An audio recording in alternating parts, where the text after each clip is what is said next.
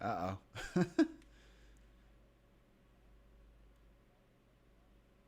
That was very strange. Seems to be working now. Maybe I just needed to load a bit.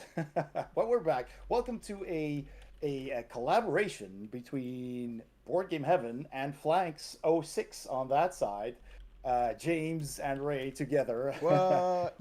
Hey. Well, it's funny because I'm like watching your stream and mine, and so everything's all off. Yeah. But So on this way at that side. yeah. Anyway, Yeah, welcome in everybody. Today we're going to be playing on Tabletop Simulator Tanares Adventures, which is a RPG-like board game dungeon crawler that is a cooperative game. It's an expansion to Arena the Contest, which in its core was a arena game. The name already says it, where you play team versus team of characters with all different kinds of skill sets, and hit points and stuff. And you play in this big arena versus each other, trying to knock out the others. And that game, Arena the Contest, had a smaller cooperative campaign that Dragori Games, the publisher, had written for it, and people loved it so much they asked for more. yep. So James, what happened then? Why didn't you tell everybody? Well, I mean, quite a bit. So, right, Tanares Adventures has been in a work for quite a while, as many of our backers do know. But it finally did come out here, and well, really is in still the process of going out to people. Unfortunately, not everyone has received their package yet, but quite a few people have, and so far, people have absolutely been loving the game. Plenty of other YouTubers have been kind of covering this, and just even when I was asking Raymond, he was excited to try it out. Just busy guy as usual, so we figured we'd Yeah. just kind of get together and play in here and see how you feel about it. Yeah. I'm very excited about it. It looks awesome. I've of course been following the Kickstarter and your channel. So for people who don't know James yet, he has a YouTube channel called Flanks '06. Yep. And before you, we got in touch with Dragori Games. You did a lot of videos on Arena the Contest and all the different characters and the heroes and the gameplay, etc. Huge fan, as you are. Yeah. And then Dragori Games at some point contacted you, and I think they asked you to be their PR person, Yeah, right? Or community some kind of, manager, but yeah, so I kind right? of was just, yeah, like a lot of people out there, just a fan of the game. And like you said, made videos and started a Discord server, which is pretty successful right now. Right. And anyway, yeah, then they asked if I'd want to be the community manager, and that's what I've been doing for. It's hard to believe it's actually been almost 2 years now. Wow. Yeah, Yeah. That's time flies. it does. It really does. Yeah. Yeah, so yeah, James has made a whole bunch of videos on the subject of this game on his channel, and I think we even played. Yeah, we did. We played a game of Arena the Contest together earlier with a few friends as well, Yes. right? With gosh, I forget, but one was with King of Average. I remember that one Yeah, with so I Michael think as we well. had it. It's been a while because that was even before Yeah, I was part of Jagori. But yeah, we had King of Average, and there was I don't know if it was the same one, but there was Board Game Co on one of them as well, and of course you were there. So yeah, there's been a number of collaborations, it's and really but it's been cool. a while since Yeah. we've done something. So Yeah. So yeah, I'm very excited. Indeed, like you said, I hadn't had the opportunity yet to get it to the table, because it's a big game. It's a it huge is. campaign, and you need to get a group of friends that are ready to start it and to play through this. Yeah, Which I'm sure at some point we will. But at least now we can play it online and get right into it. And sure. while we're at it, show it to people on stream. I'm streaming on Twitch. James is streaming on YouTube right now on his channel. Yep. So So hopefully I'm it doesn't glad get too to be able to. crazy between the two streams Yeah, going at the same time. But exactly, exactly. one actually a quick thing I wanted to mention is while this is definitely a great game for a whole group. It's actually also pretty well rated within even the solo board game groups because we do have some ways for you to play solo and with like a reduced complexity. So that way you're not having to manage quite as many pieces to play the game. So there Right. is kind of ways to get around it if you don't have that group available for Hmm. whatever reason, or you want to pull people, in and out, right? Depending on, you have only two friends available to play, right? So we'll talk Hmm. about that in a second. All right. Okay. Well, I'm gonna switch to the tabletop simulator scene. I hope my cam works. So hang on a second. I think I still need to copy it with all the hassle we had setting this up with the Yeah, cameras and everything. So let me just quickly go here. no problem. And yeah, see, there's, hey, I'm all the way down there. So I need to quickly fix, let's see, this is off. And then we have where is it? That's the chat box. Here it is, Discord. So let me just put this up here. And I'm just gonna, let's see if I can just do that. Get us, both of us working there like this. And there you go. Right. All right. Oop. Now I am gonna make us a bit smaller so we're not all over the view screen there. All So right. while Raymond's Cool. setting that up, I'll show a little bit of the mod that we have here. I think on your stream you should be able to see some of what it is. Mhm. But this is the upcoming new version of the mod. We do already have this a smaller version of this available in Tabletop Simulator right now.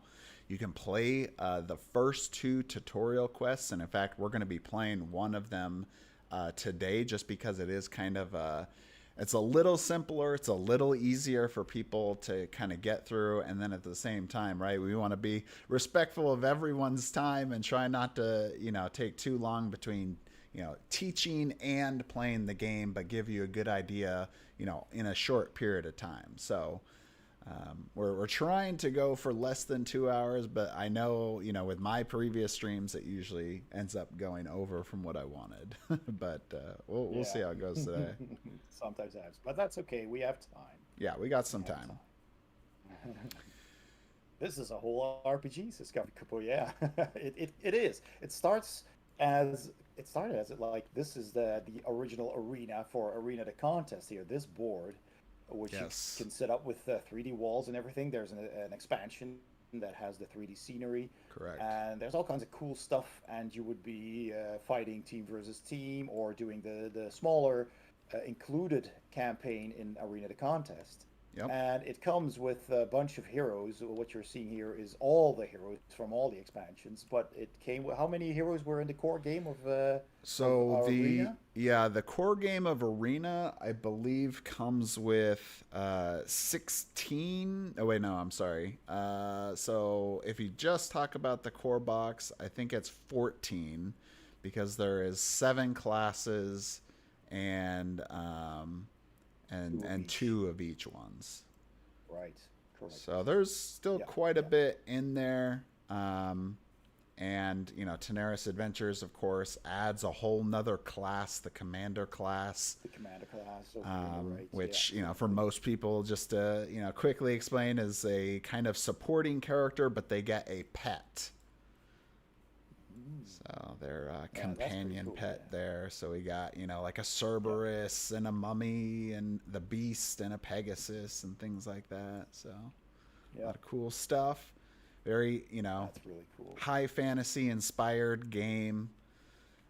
Yep. So you're getting, characters like the Minotaur and, werewolves and vampires and pirates and, it's kind of all over the Yeah. place. Lots and lots of characters. Yeah. Yes. And So yeah, really and it's then that's the you. part that's as exciting. As you guys will see, you'll see how each character is unique and why that is important. So it's not just about a crazy spam of characters, but the combinations you'll be able to build. Exactly. Yeah, because they have these synergies going on, which is pretty cool. But you'll see that as we play. So yeah, and then Dragori Games, the developer and publisher, they had written this whole world, this bunch of lore, and they even have a book, an art book that has also some bits of lore in it Yep. from the first campaign.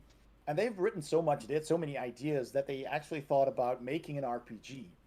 And Correct. then, because people wanted the dungeon crawling bit to be expanded on, they developed Tanares Adventures, which is a box that's twice the size of Arena the Contest. It's a Yeah. huge box. It's I have an massive. unboxing on my channel if you want to check that out. That's there. And there was a bunch of expansions as well, and a stretch goals box. And they created this epic campaign, which is absolutely huge. So it does feel like a full RPG.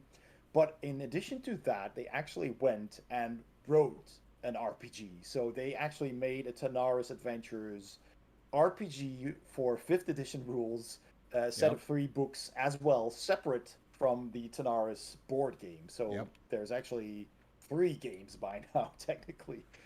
So Yes. Yeah. yeah, you can actually play it as a classic RPG 5th edition, or as an extension to the board game, which I like a lot because it's a little bit more accessible for my gaming group at least. Although we do play RPGs as well, but multiple RPGs at the same time is a bit difficult. So Yeah. having a board game like this, yeah, that's certainly an option.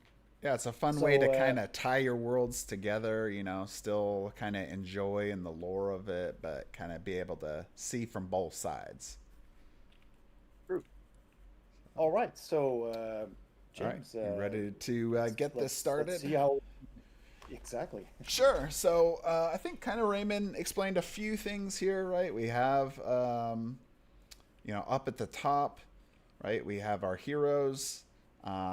Just so people are also aware, there is a PvP version of the game and a campaign part of the game. So these bigger pads that are specifically, if you guys see on my screen, I'm actually making them big on my screen for the hero pads. So you will use these for PvP, right, when you're playing against other players in the arena. But if you're playing Tanares Adventures campaign, you will use these little cards that are next to it here. I've placed next to the boards that are just called hero cards. And each hero is unique. They all have the same triggers within their class, but then they all have unique effects. So each character is still very different from each other. Everybody has their own specials and different primary attacks that they get to use, which are, when I say primary attacks, I'm talking about the skills that are gray in the top here, and then the gold ones are your special attacks, and you only get to use those once per quest. So you got to use them at the right time. But that's just a quick overview of the heroes. We'll look more at it when we're explaining how to play the game here. Of course, we have the game board. You have a HP or a health tracker on the outside of the board. The inside is it's actually a RPG scaled board. So you can use our boards as a board for any RPG because it is a 1x1. So, and then of course, you got all these great 3D terrain. So pretty much everything you see here in Tabletop Simulator is something you can get, in real life. Now, obviously, the colors of some of these miniatures we've just done to make it a little bit simpler for people to see when they're playing in Tabletop Simulator, but of course they'll come gray, right? Yeah, exactly. For everything else. And then there's a lot of terrain tiles and things that will come with the game. You have reference cards just below that. We have a quick start guide. We have the rule book up just north of the board. There is the quest book which we're going to be using here when we play, right there. And then we have a couple other books. There is and these are pretty decent size, especially this journal here is, I think, a 360 page book. It's a massive, massive book, but it will take you through all the story part of the game. You'll make decisions like you're playing an RPG, where you're even going to do some dice rolling and things like that. And then it will, based on the decisions you make, it will impact your game once you get into playing the quest. So we have 2 books of that currently. And then just below the books there, we have a city map here, which you will play kind of a deck building card game in between your quests. And it's a fun way, and it's tied to the progression of the game. So you're going to be leveling up these city buildings. And if you guys see on my screen down here, I'm looking at the city map, and I'm looking at the tavern structure, and I'm leveling up this tavern structure, which will unlock new abilities for the heroes, and you'll get stronger effects that you'll be able to like unlock more heroes and do different things like that. So just real quick idea of that. And it's a very simple deck building card game. It takes probably like 15 minutes to play. And personally for me, I enjoy it because it gives me a nice break. A lot of the quest, part of the game is a very puzzly type of game where you're going to be trying to figure out the right positioning and moves to use. And so it's just a nice break from that because it's very different. In the middle, we have our campaign log where we will be tracking how our campaign is progressing. You'll be able to enter what cards you have used and what city phases you've done, what quests you've completed. There is these fact log here, which is basically, it's kind of like tying the decisions you've made in the board game to you'll have different repercussions or benefits based on choices you've made.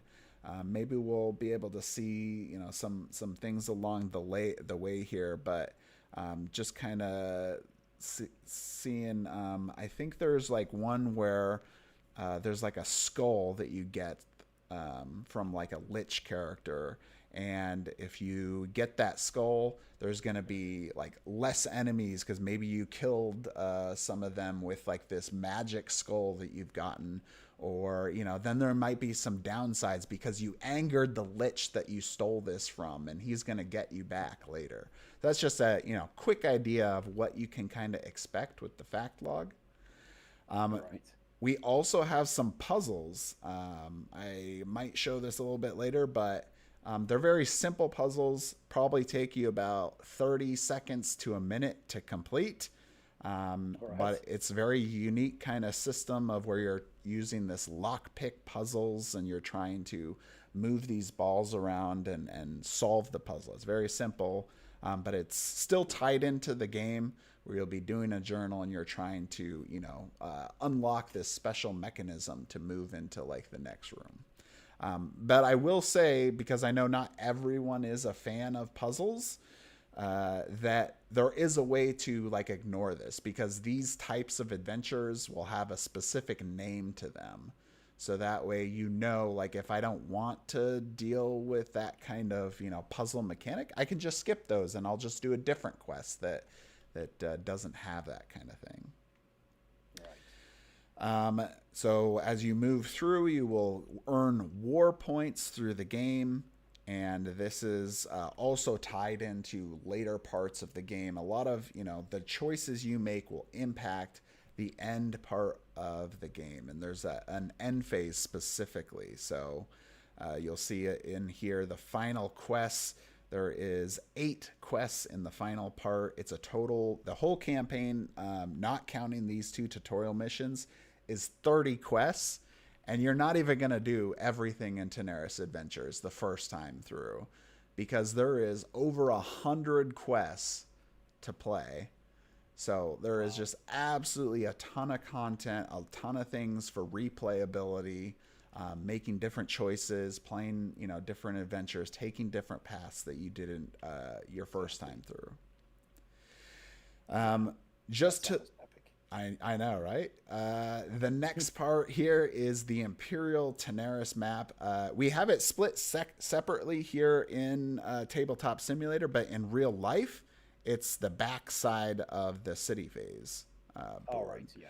So you'll just flip that map over, and you will have this, and this will be, you'll be able to earn more war points, which will progress you more through the campaign, and you're kind of like taking back Tanares from the Kemet who have invaded Tanares. So we're trying to defend our homeland here.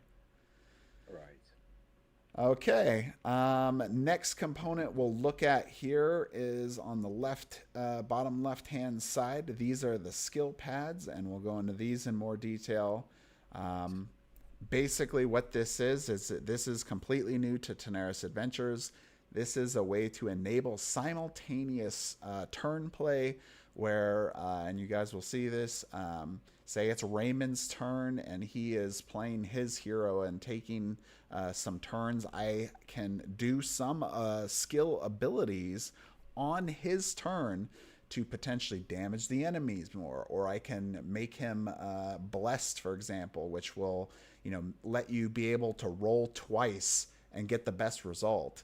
Right, so I can increase your chances of hitting the enemy, and so it's not just completely, you play and then I play and then we all just sit around and do nothing, right? Like it's a back and forth type of thing.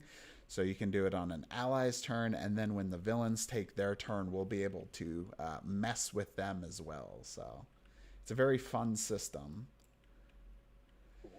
And then, of course, we have item cards here, which you will be able to unlock as you get further in the game, get more powerful abilities, increase your chance to hit, take less damage, do more damage to enemies, lots of different things there.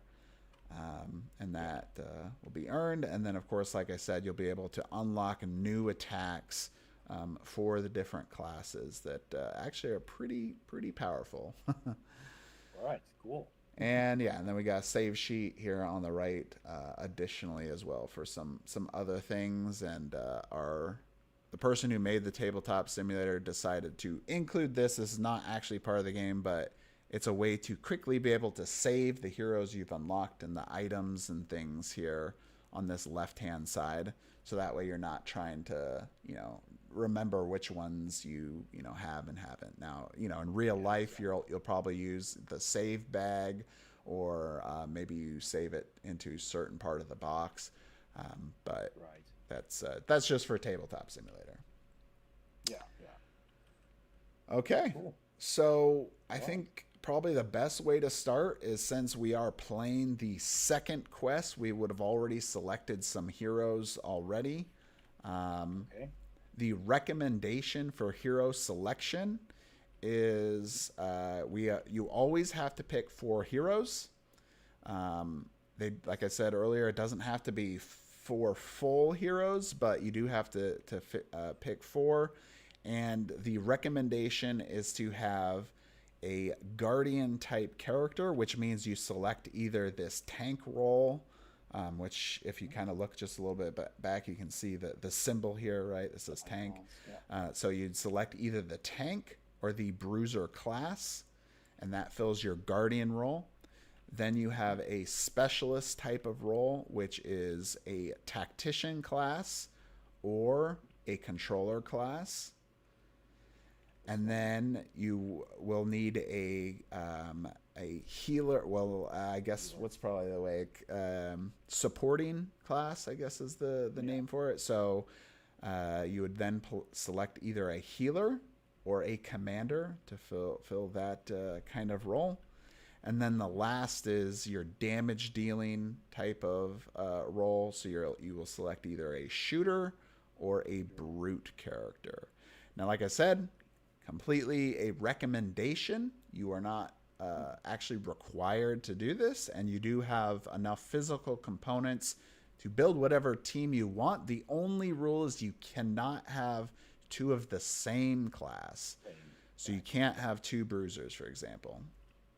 Yes. And that's actually the same from Arena the Contest, too. Yeah. All right. All right. So, yeah, I guess just there is some like narrative aspects of which character that you know, maybe some are locked away. But, you know, since we're just kind of playing for fun anyway, just go ahead and pick whatever excites you. Yeah, one of my favorite characters has always been right here, Nyari, the Hunter. Yeah, she is quite a Ranged beast. Attack.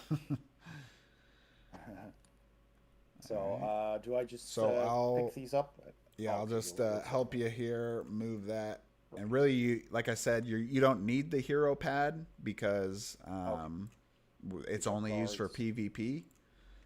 So you just need those cards, the miniature, and that hero card, and that's it. So, all right, so we got a damage dealer there. We're going to need a tank character, or I'm sorry, a guardian type character. I don't know. Does anyone in the chat have any suggestions of some heroes you guys would like to see?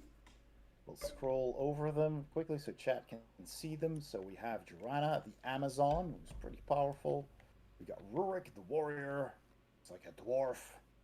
We've got Sir Eric, the paladin. And we have Nakral, the Death Knight. Look at that art. We've got Gregory, the guardian.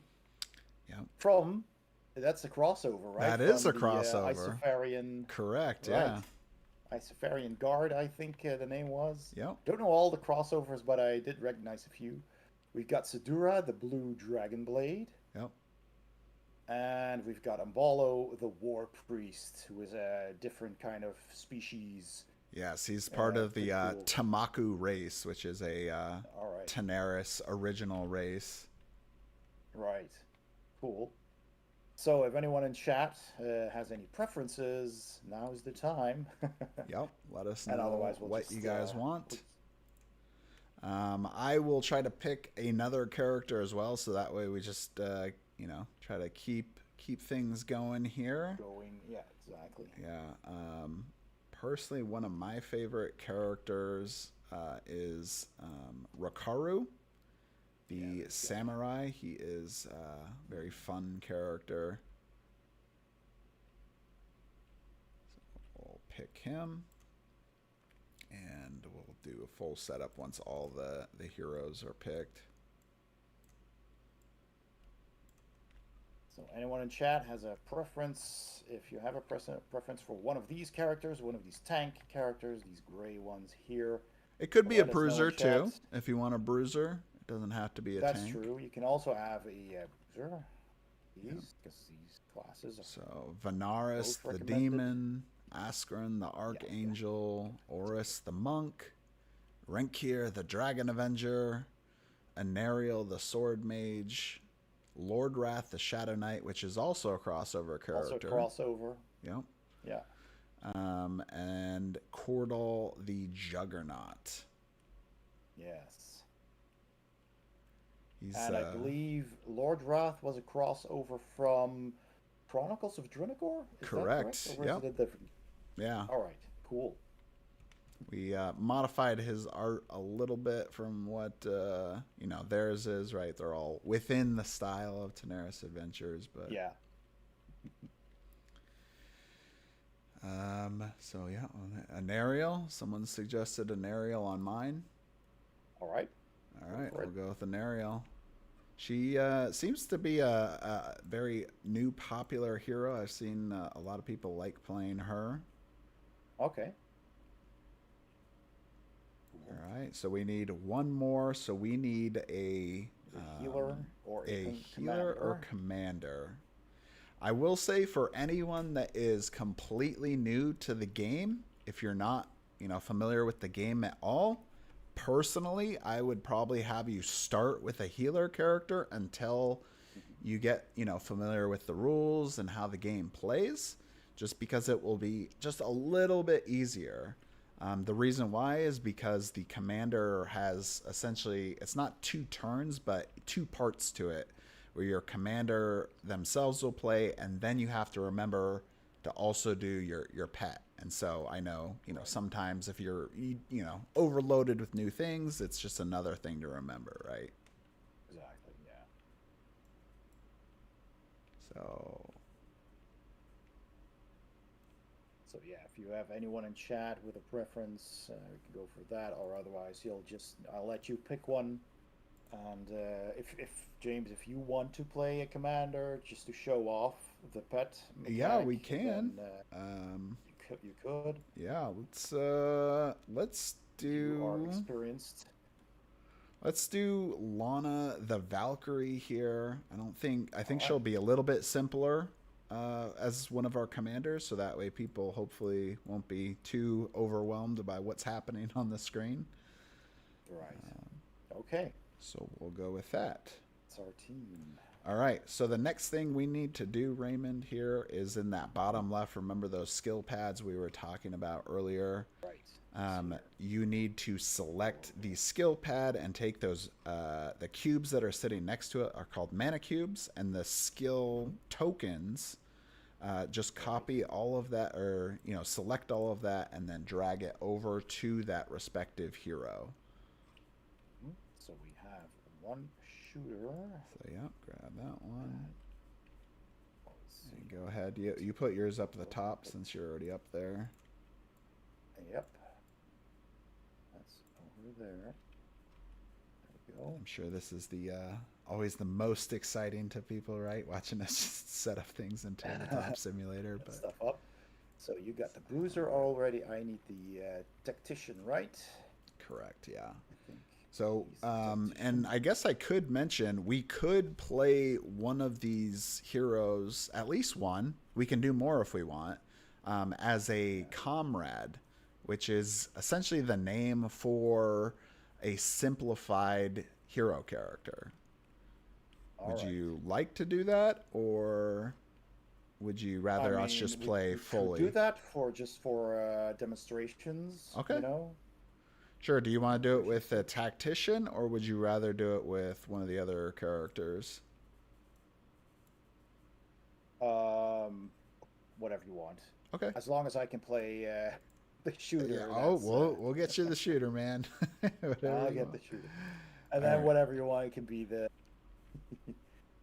Yeah, so let's we'll talk about how a comrade character works. We're still going to take those mana cubes and the token that go with it. I will grab and I'll show both because we actually came up with a minor rule variant, so that way some people didn't like how the specials work on comrades. But you can have the option of doing what I'll show you guys here in a second. Okay.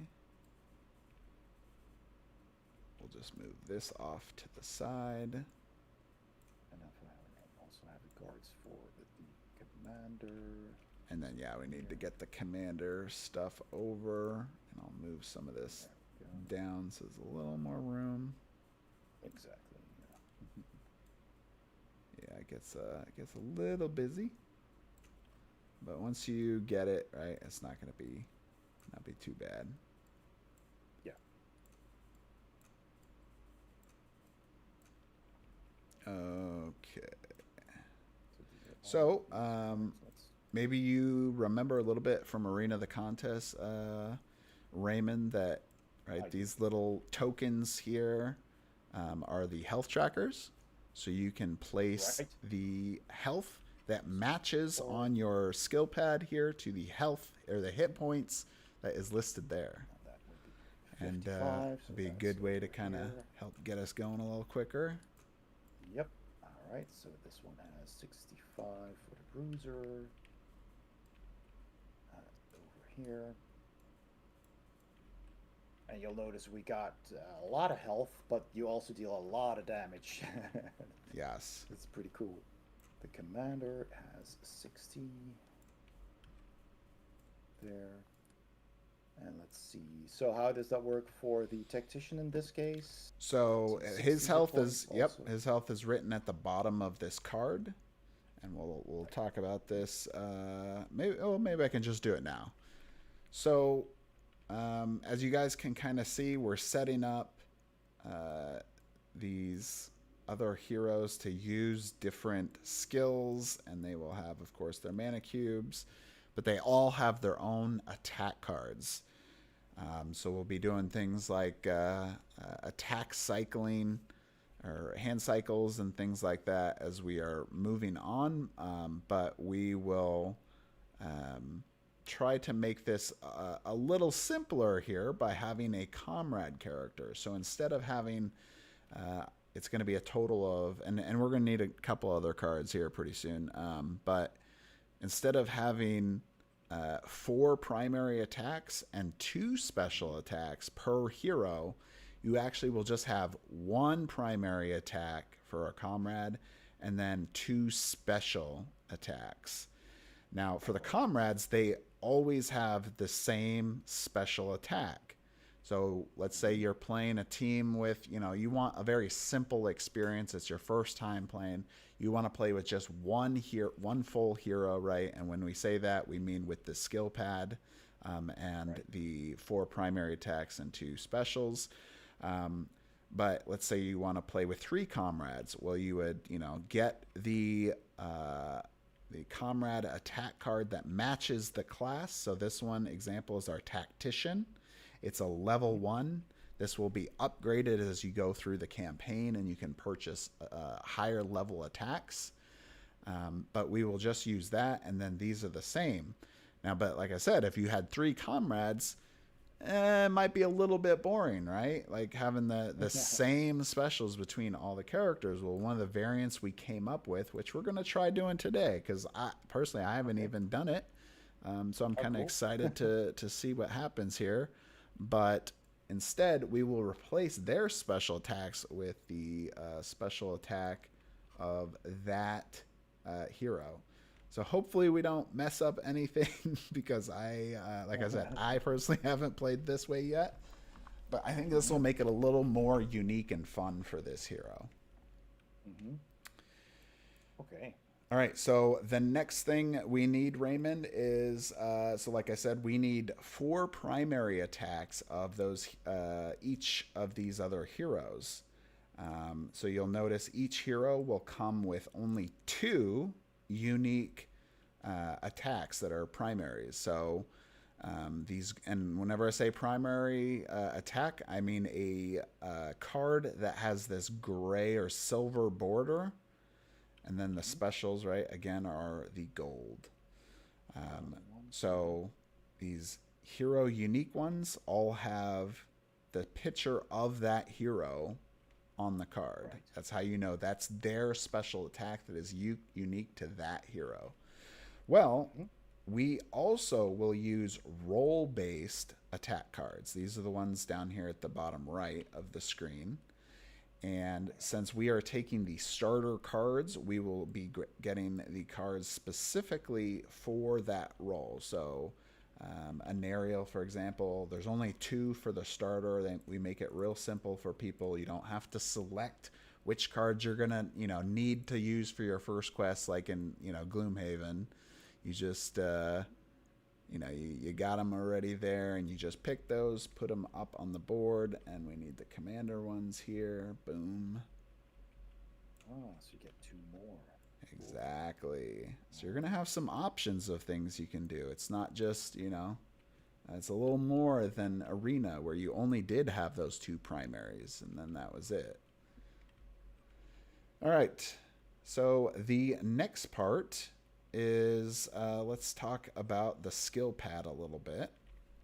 I'm going to lock down our skill pads because it makes, let's see.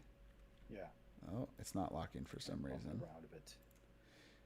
If you lock these skill pads, it makes this a little bit easier when you're playing the game. For some reason, it's not locking, but it says it's locked.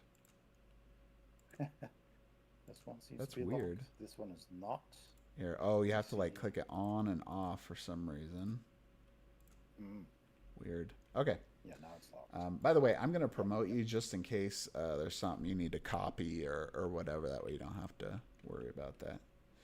Okay, so let's look at one of the skill pads. Let's look at yours, Raymond. Let's look at Neri here. So the shooter skill pad, you have, right, these abilities that are on the left in blue and abilities here on the right that are in red. At the top, we have the stats of our hero. So she has 55 hit points. She has a basic attack value, which would be how much damage she does when she hits with a basic attack of 8. She has a defense of 6, which is pretty simply you roll a dice. If they meet or exceed that value, then they do damage to that character. If they do less than that, then they miss. They will still get some damage, but it's called a residual damage value. Anyway, we'll get into that more. You have a movement value here in green. That's how many squares that character can move. That can be orthogonally or diagonally. And then a reaction attack is something that we'll cover, but if anybody familiar with 5e, it's pretty close to an opportunity attack, except instead of just moving out away from a character, it is whenever you leave a square that is adjacent to that enemy. But that damage value will always be the same value to whatever the basic attack value is. So really, you don't even really need to remember it as something different. It will just always be that same value.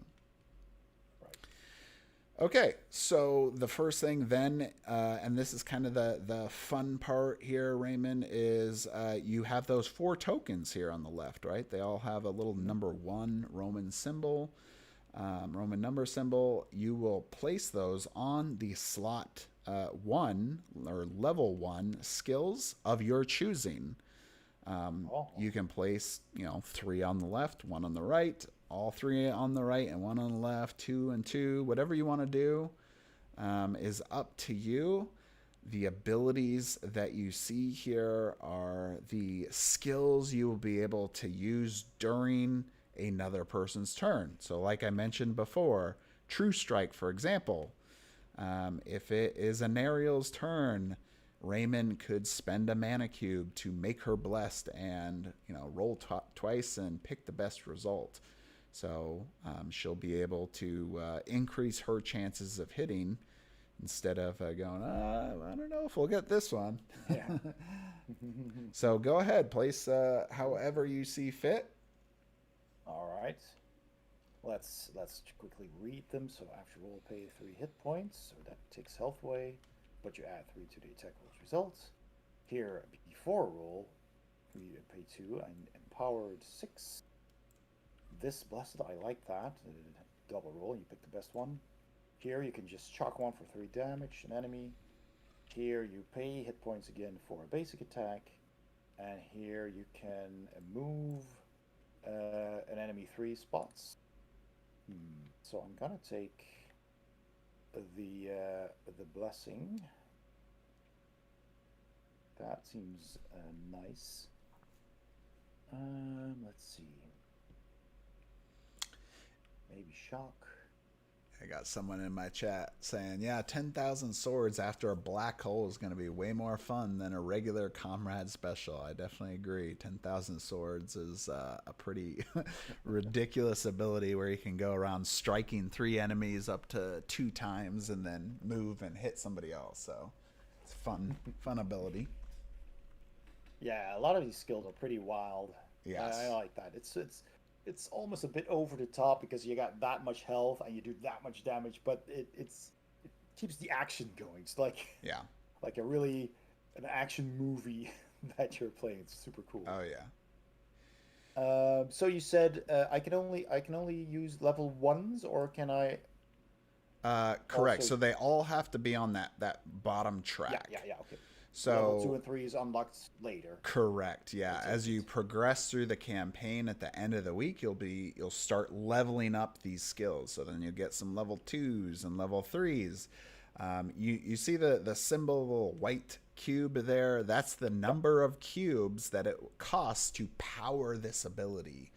You'll earn it many different ways through quest mechanics, or when a villain dies, you'll be able to get a mana cube. Everyone will get a mana cube, and you'll see we'll all be, yeah, woo, got a mana cube.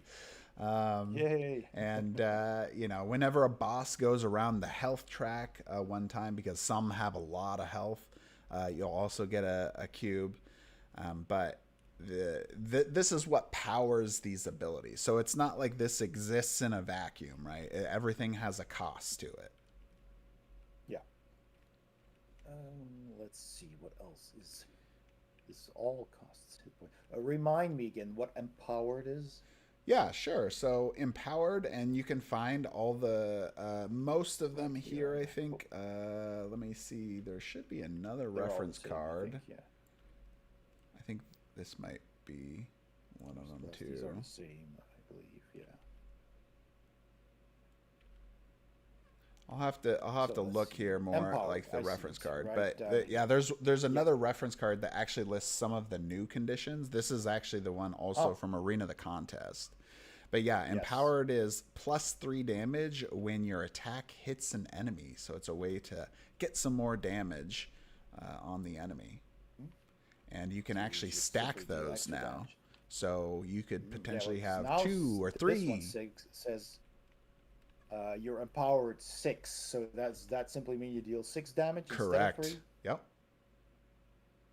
Yeah, so we tried to simplify things for people. Yeah. So instead of you having to remember what empowered means, right, which was traditionally just +3 damage, now we just list that value. So that way you just remember, okay, empowered 6, I get 6 more damage. Yeah. All right. Good. Well, awesome. I made my choices. All right. So I have selected some for our commander and bruiser character as well. Mm-hmm. The tactician, since he is a comrade character, he will not have anything to select for him. So very simple there. Yes. I've started placing our heroes on the board, but we'll kind of walk through how all of this is going to work. So feel free to place wherever you'd like there, Raymond. Yeah, we're just going to start on the stairs, right? Correct, yeah. Just as usual, like from Arena the Contest, we will start over there. And actually the pet gets to start up to 2 squares away from wherever the commander starts. So they're kind of fun in that way. All right. So we've kind of set up some of our heroes and what that's looked like. I've also done some work already of setting up, of course, right, the map, the tiles and pieces. Yeah. You have these like big towers here. Don't be thrown off. This isn't anything unique, or I mean, you can get this miniature if you want in our upcoming campaign, which I don't think I've even talked about yet, but we'll get to that. But the Malign Tower is a new miniature, but all it's doing is just tracking whose turn has already occurred. So once one of these characters have taken their turn, we'll just place that there, and that says, oh, okay, the blue goblin here has finished his turn, and he doesn't have to go again or anything. So all right, so traditionally when you start your journey phase in Tanares Adventures, you're going to pick a adventure card to play. So because we are kind of doing the tutorial, we are technically doing Adventure B here. It's called A Tale of Two Cities. You flip over that card, you read what the card says, which is really just a little narrative and kind of explaining what's going on. Other than that, it doesn't have a lot of other uses there, but you know that from the front of the card, it says Adventure B. So we will then go to our journal here where, like I said, most of our story is going to be in. It tells us on that table of contents on Adventure B, it was up at the top left, to go to page 11, which I have already moved here to. And you will follow through this kind of choose your own adventure RPG type of thing.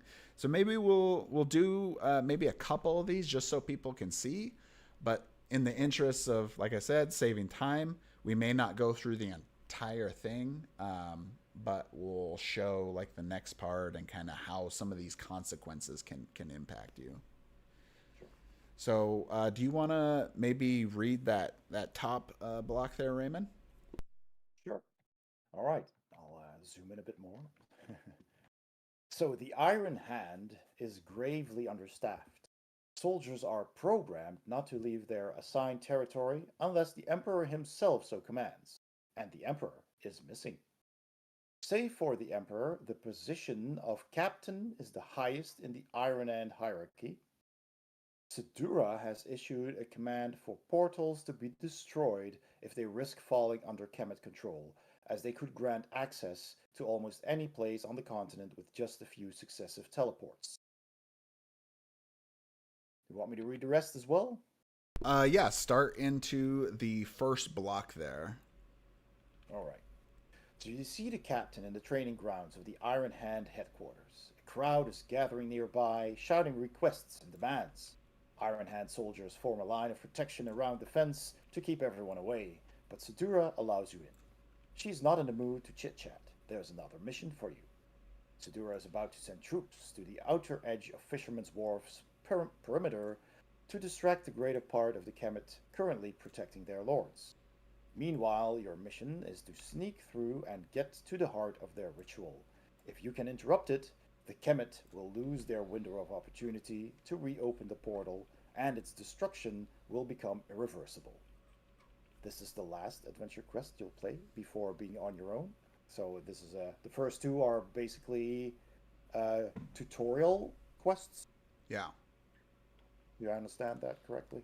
Correct. Yeah. So we've all already right. skipped the first quest. We're starting on Yes. the second That's the second tutorial quest, and that's so there's a lot more that's being taught prior to that. But because I'm here, explaining it here with you in person, I'm trying to save you guys the time from looking at that.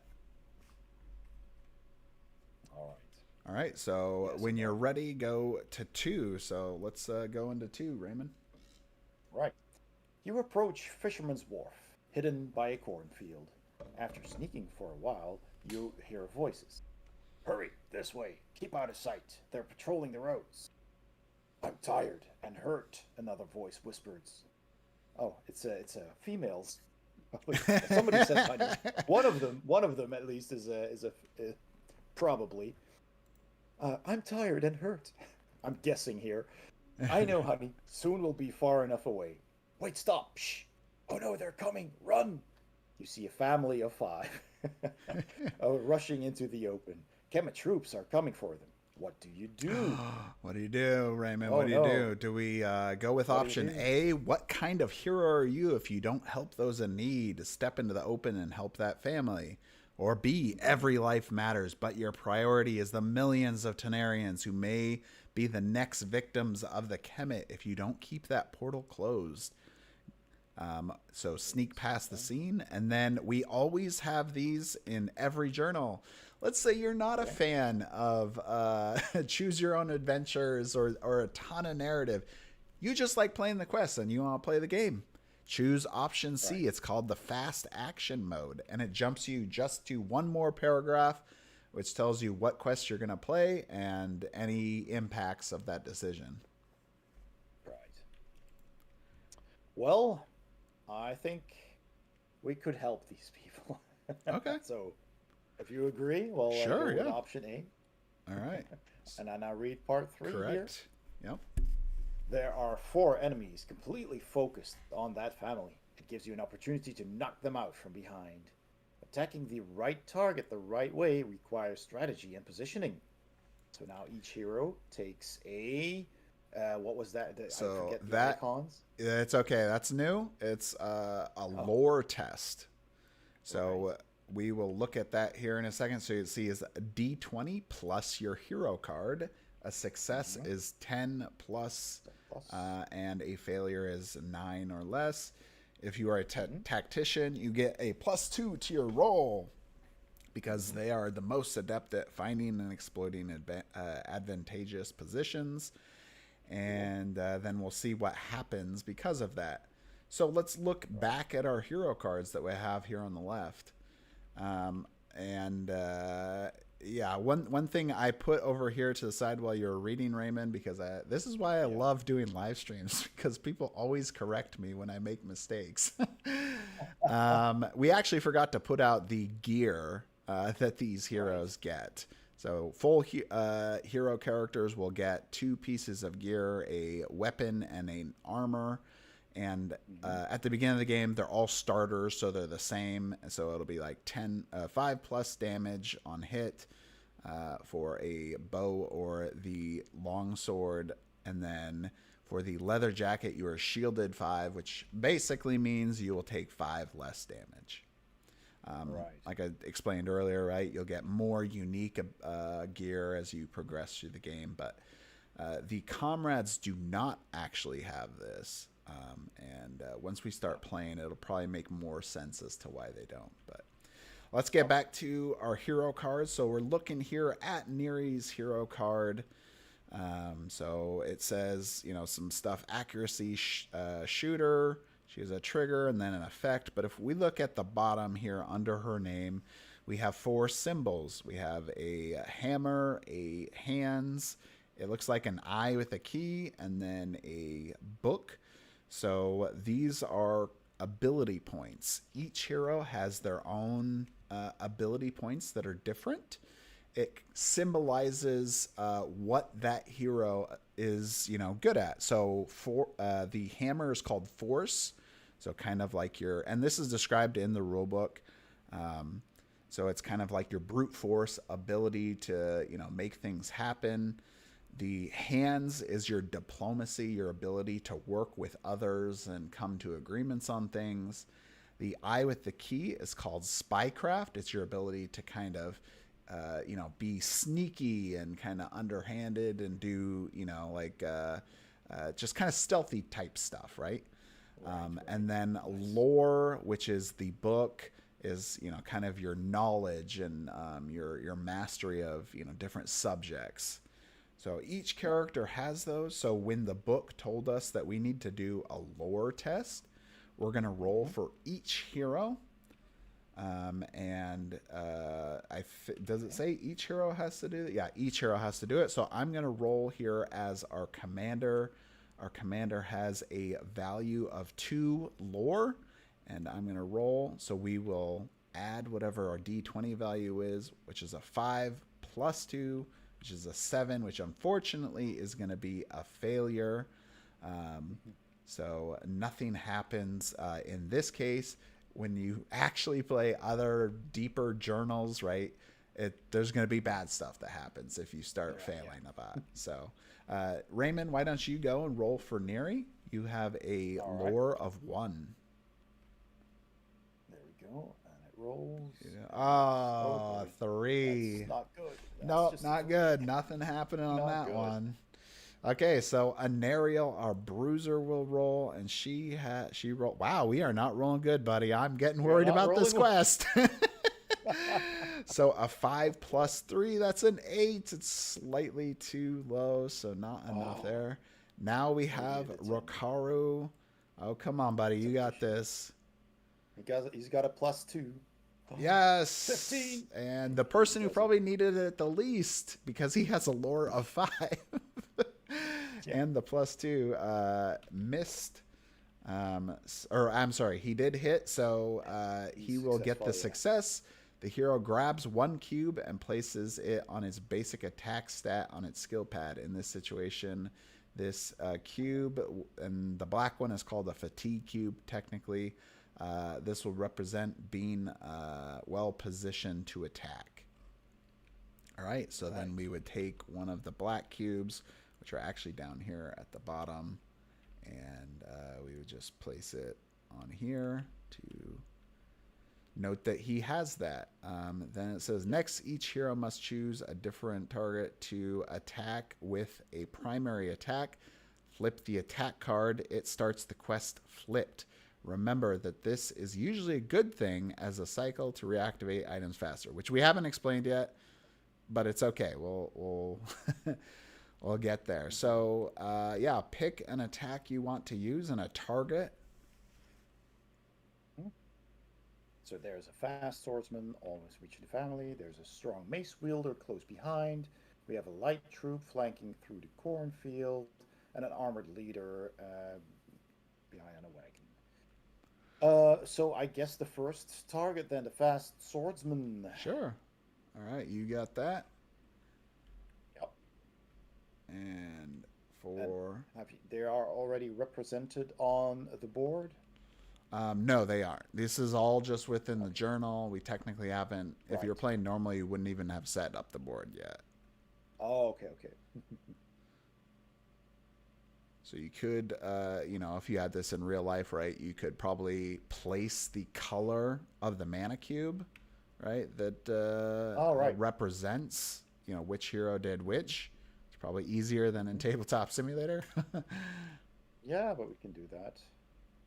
I'll zoom in a bit and put that one on the top one there. Perfect. All right, so flip one of your attack cards is what it says. So if you just press F on the keyboard over there on one of your primary attacks. And what happens with those attack cards? Does it matter? So we can talk about it. It's not lost. It just means that you can't use that until you cycle. So you're going to use all 4 of your primary attacks. So let's say, you're going to flip Arcane Shot here for the first one. You can do whatever you want in when we're coming up here. But anyway, so let's say this one is flipped and you will start the quest. You can choose between Distracting Shot, Twin Shot, or Explosive Arrow. And then, of course, your special attacks, right, will still be there. But once all 4 of these, so you'll take your attack, right, and you finish. So let's say you did Explosive Arrow. You did some damage, and whether you hit or miss, you will flip the card over, and now that one has been flipped or used. Then once it gets back to your turn in the next round, right, you'll continue taking your turns of flipping an attack as you use them, and then you will flip the last one on the 4th round, right? Or if somebody has an ability that allows you to use... maybe make multiple attacks in a turn, you'll continue flipping them. But once you get to this, when it gets back to your turn, Raymond, you'll get to actually unflip. It's called a cycle. So you will cycle your cards here. The other thing that this is tied into is actually your items here. So Raymond, when you get to do one of your abilities, like we said, you started with Explosive Shot on somebody, right? You hit him. You can choose to flip the short bow, for example, and do 5 more damage. So instead of the 12, you're doing 17. You will flip that over, and then this cannot be used again until you do a card cycle. Then you'll be able to flip it back over. Now, kind of the choice becomes... Eventually, you may get into a position like this, right, where you're, okay, I'm about to card cycle. Well, you only get 1 back. So you need to pick, are you going to get back your armor, take a little less damage, or are you going to do a little more damage? So that is real quickly how a card cycle works. Like I said, when we're playing, we'll probably run into that and go through that as well. Okay. Good. So per the journal instructions, we gotta flip one. So for a comrade character, they actually can't flip their card because they only have 1 attack, and there is no card cycling for comrades. So in this case, and I think this is described in the rule book, but since I've been playing mostly with just full characters for a while, I'm a little unsure what happens right now when you do get in a situation like this. I may have to look it up here later, unless somebody in the chat, like I see Adria in here, she actually has already finished the campaign.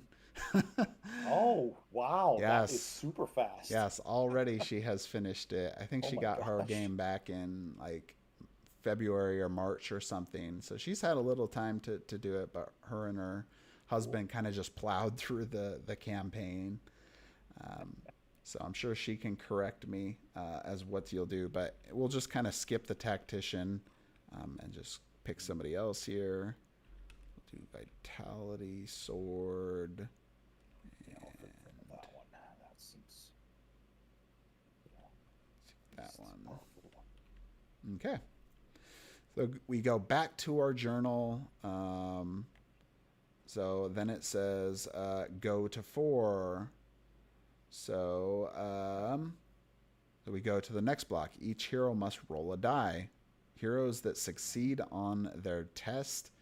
Let's see. So fatigue cube on their basic attack roll with bless. So specifically, our tactician here will get to be blessed when he rolls.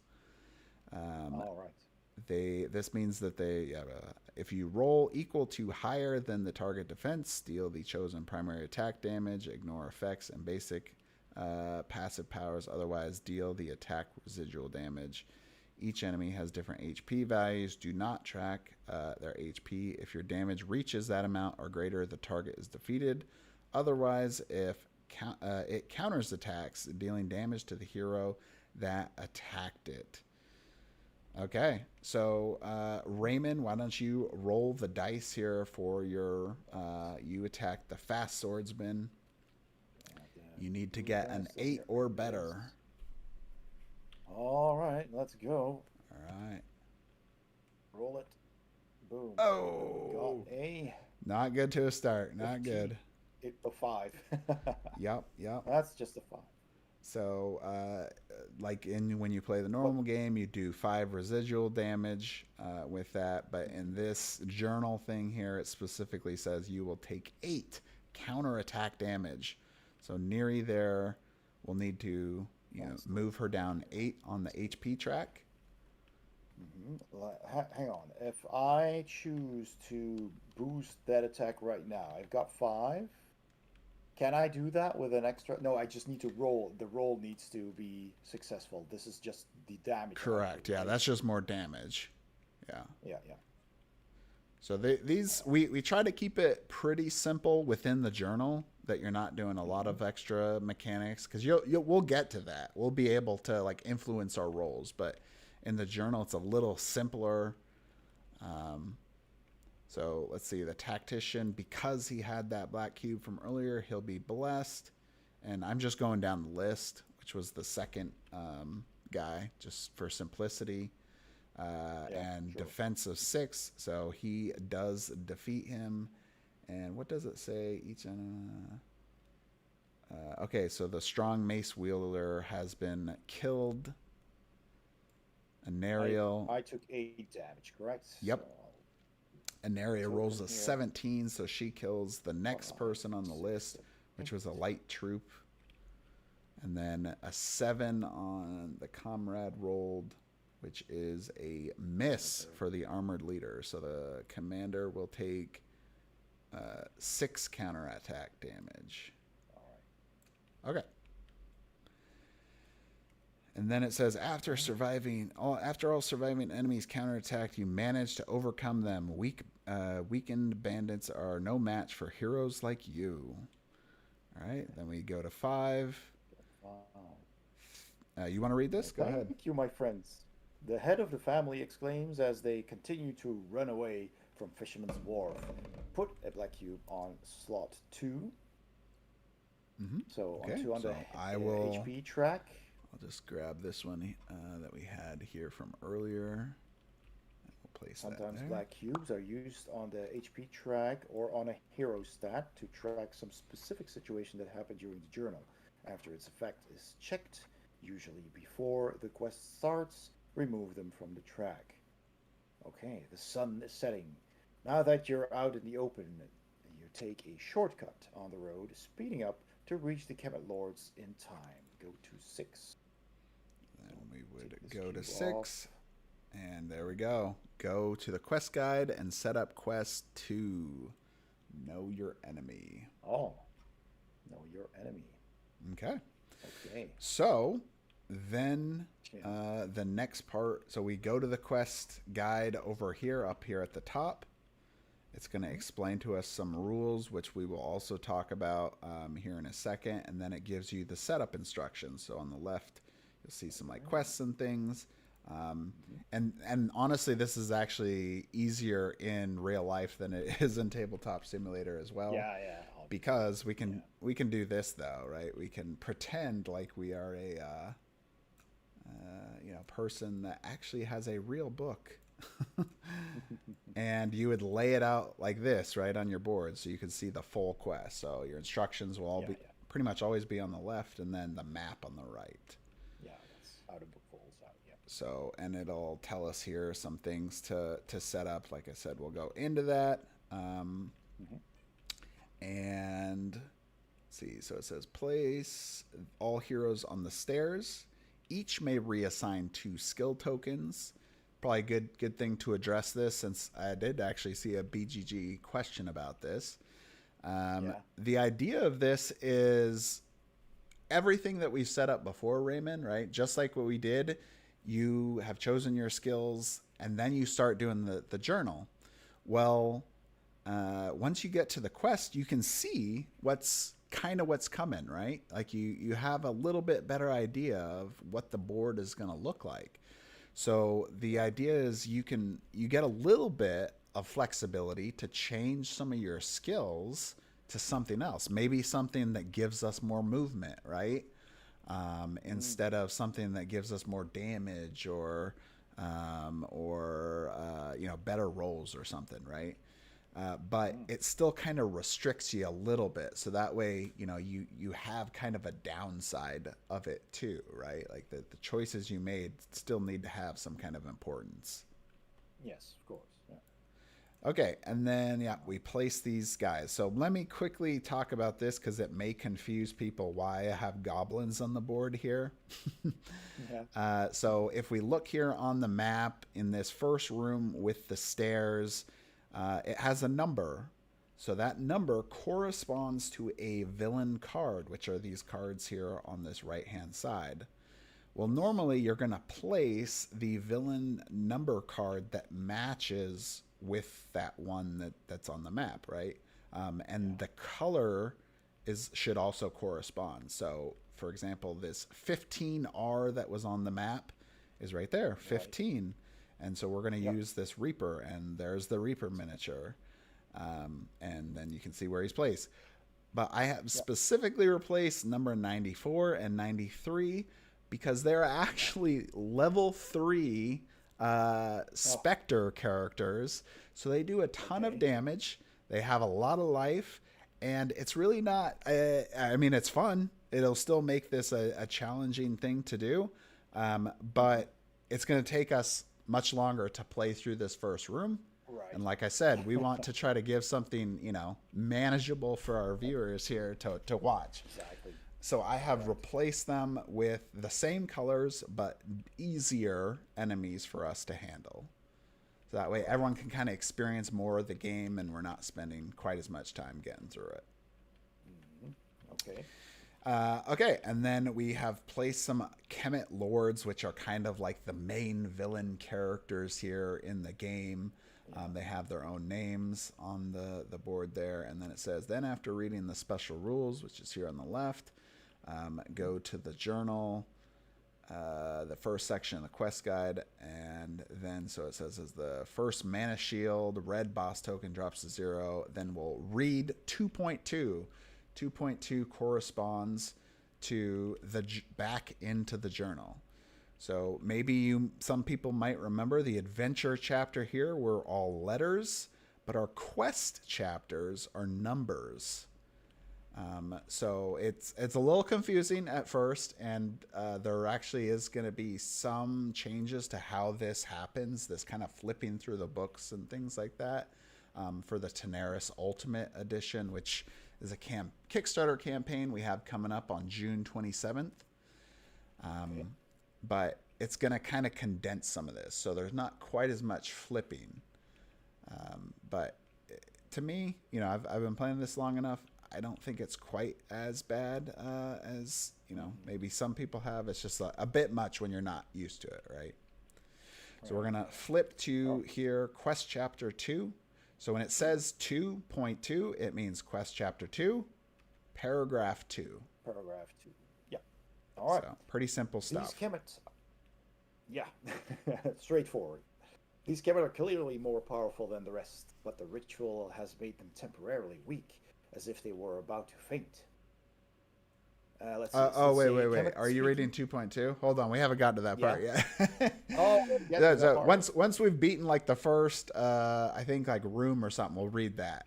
But we actually start this first section. So it says, for this first quest, we'll ask you to check for facts that impact the circumstances of your game. So, right, you remember how we marked slot 2 with that cube earlier? Yes. Right? So if we look here on the consequences of our action, it says slot 2 fatigue cube. Mark the fact Warfers saved.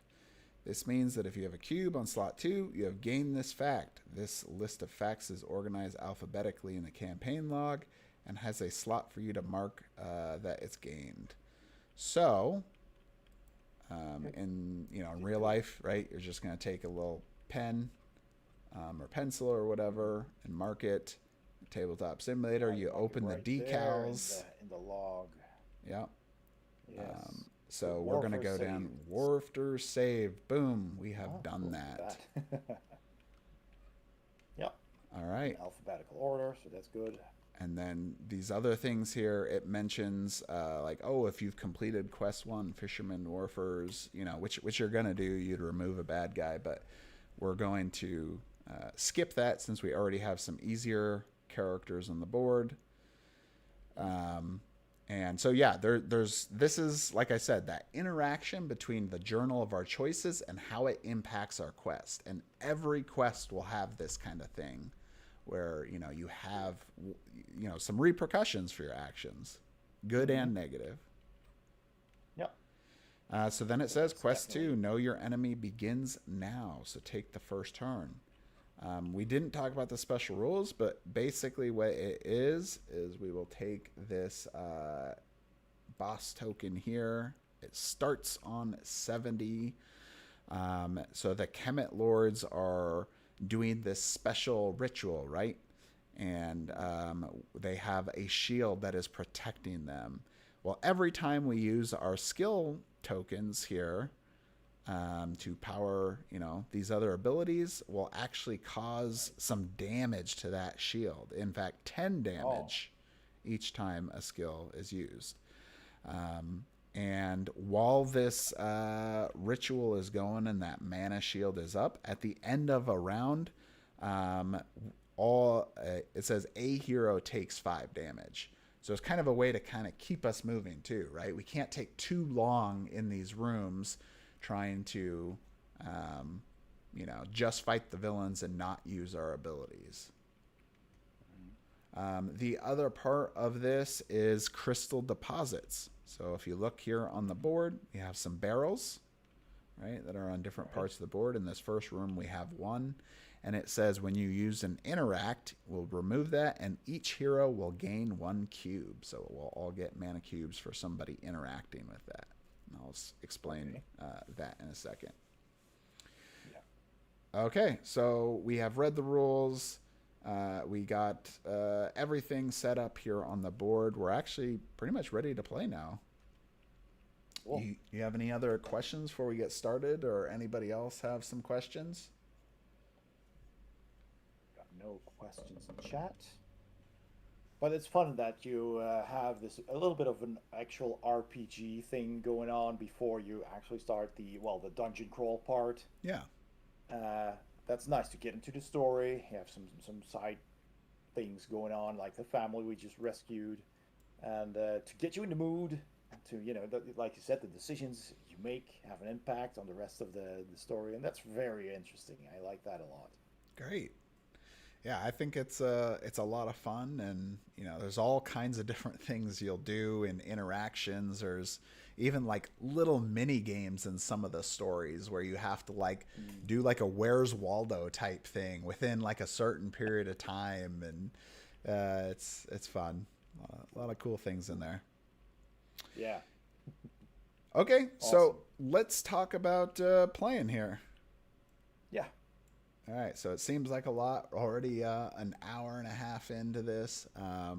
Yeah. But if anyone that has been familiar with Arena the Contest, there is still quite a bit of similarities. There is some differences.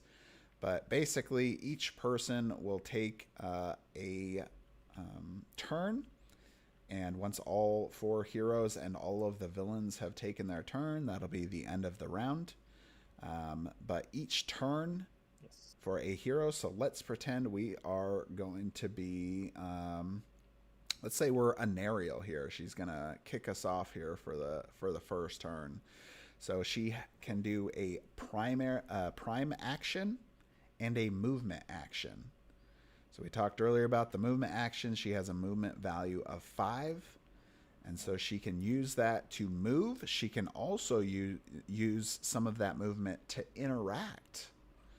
So let's actually do that. So Anariel is going to spend 1, 2, 3, 4, and then she's going to use her last movement to unlock this barrel here.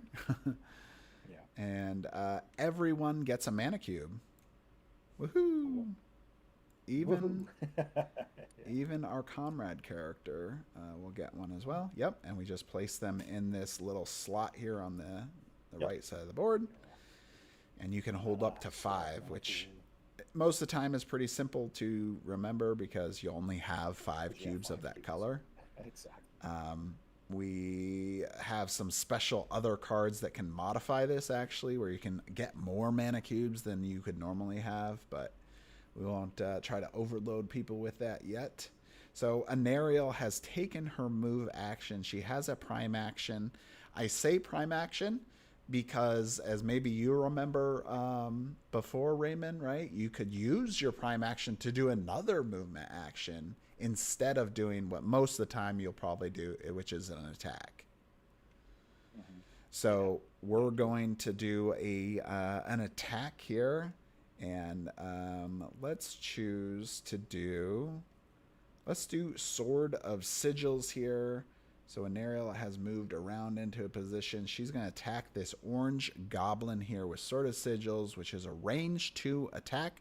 That's what that spear at the top left means, and it also tells you the number of squares. It tells you what kind of target, which is only 1. And then that symbol right next is the hit damage if we make it.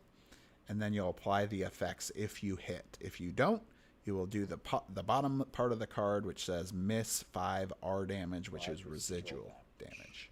Yes. So Anariel will take her roll here, and see what happens. Oh boy, we roll a lot of 5s. Yep. So we are not rolling super well today. Since we're learning, we'll give ourselves a little bit of grace here. So True Strike. You have a True Strike skill here. So it says on an ally's turn, which it is currently, before the roll, which technically should have occurred before I rolled, but let's just pretend you wanted to help me, right? We're helping people learn here at the same time, right? So you will flip that token over. All right. You will take that cube off your mana pool here to indicate that you have, paid for that skill. And now Anariel is actually blessed. So that 5 is her hopefully bad roll. And yes, the second roll is a 17, which is a success. We can check on the villain card here. So looking here at the villain, his defense is 5. So that is a hit. And we will apply that damage. So that is 11 damage to our orange villain. So he is down at 24. And we'll And that read is on the card here. It says 11 damage plus an effect. exactly. And Then, this is also where if you have a skill that adds extra damage, you can add it to that damage right now, right? yeah, So for example, if I have, like the sword here does plus correct, 5 yeah, damage. sure. Let's do it. Check. Let's do it. All right. Well, why Flip it not? over. Let's get crazy. All right, so we did 5 more damage to that goblin there. Also, a thing to note here, Raymond, is you can only do 1 skill per turn. So you did this one, for example, so you couldn't also do this ability, right? Yeah. Because you've already taken your one skill per turn. So just so people are aware. Okay, and then we apply this card. You are protected 3 once per turn. Basically, this increases Anariel's defenses. So instead of her having a defense of 7, now she's up at 10. That's a 15%, reduction of being able to hit there. So, and then an ally swaps places with an enemy if both are in 5 of you. Which there is, although I don't want to swap right now, so I'm just not going to do that part, and that's okay. Yeah, okay. So that will be that. One other part, because this was the quest mechanic, right, you did a skill. Good job. So the mana shield there, which is tracked with that token, goes down by 10. Right, because that's, if we use a skill, that damages the mana shield, which was explained here. Yeah, Adria is made a comment here. This is actually a favorite for a lot of people on the shooter, which you didn't go with, which is okay. But there's actually an option to an after the roll, right, where that would have worked as well. All legit. Yeah. Does that only apply to myself then, or to my character? No, it actually applies to whoever's turn it is. Oh. So after that roll, when I made a 5, you could have, if you had that that ability, you would have been able to pay 3 of your hit points to then add 3 to my result, which would have been a hit. Oh. So yeah, there you go. But anyway, you did the blessed thing. We fudged it a little bit here, but that's okay. Everyone's learning. Yeah. All right, so one of the big differences here between Arena the Contest and Tanares Adventures is villains no longer just idly sit by until it's their turn. They're actually going to immediately retaliate after they are attacked. So let's look to see what happens here. So we attack this orange goblin here, so he is going to take his turn. And I didn't plan any of this. I just want to make sure. So if anyone's like, oh my God, I can't believe you did that move. Like, I didn't think this far, guys. But when you do play the game, you will need to consider these. But since we're trying to just educate people, we're trying to make it as simple as possible here. So, our goblin here, the noxious goblin, he has a range 1 attack. And then you'll see here at this top right, it says minus HP. That means everything that's written at the top right of the card is the favorite target. So that is basically like the villain AI. What do they attack? Right. In Arena of the Contest, a lot of the villain AI usually ended up being whoever was the closest with the lowest HP. No longer is that the case. Now they follow favorite targets. There is some additional rules. So usually it's like favorite target, then the shortest path. Then there is taking the least amount of damage. That's what it is. So if you have like equal paths, then you would then try to take the least amount of damage. But oftentimes villains actually will end up just injuring themselves. But that's by design.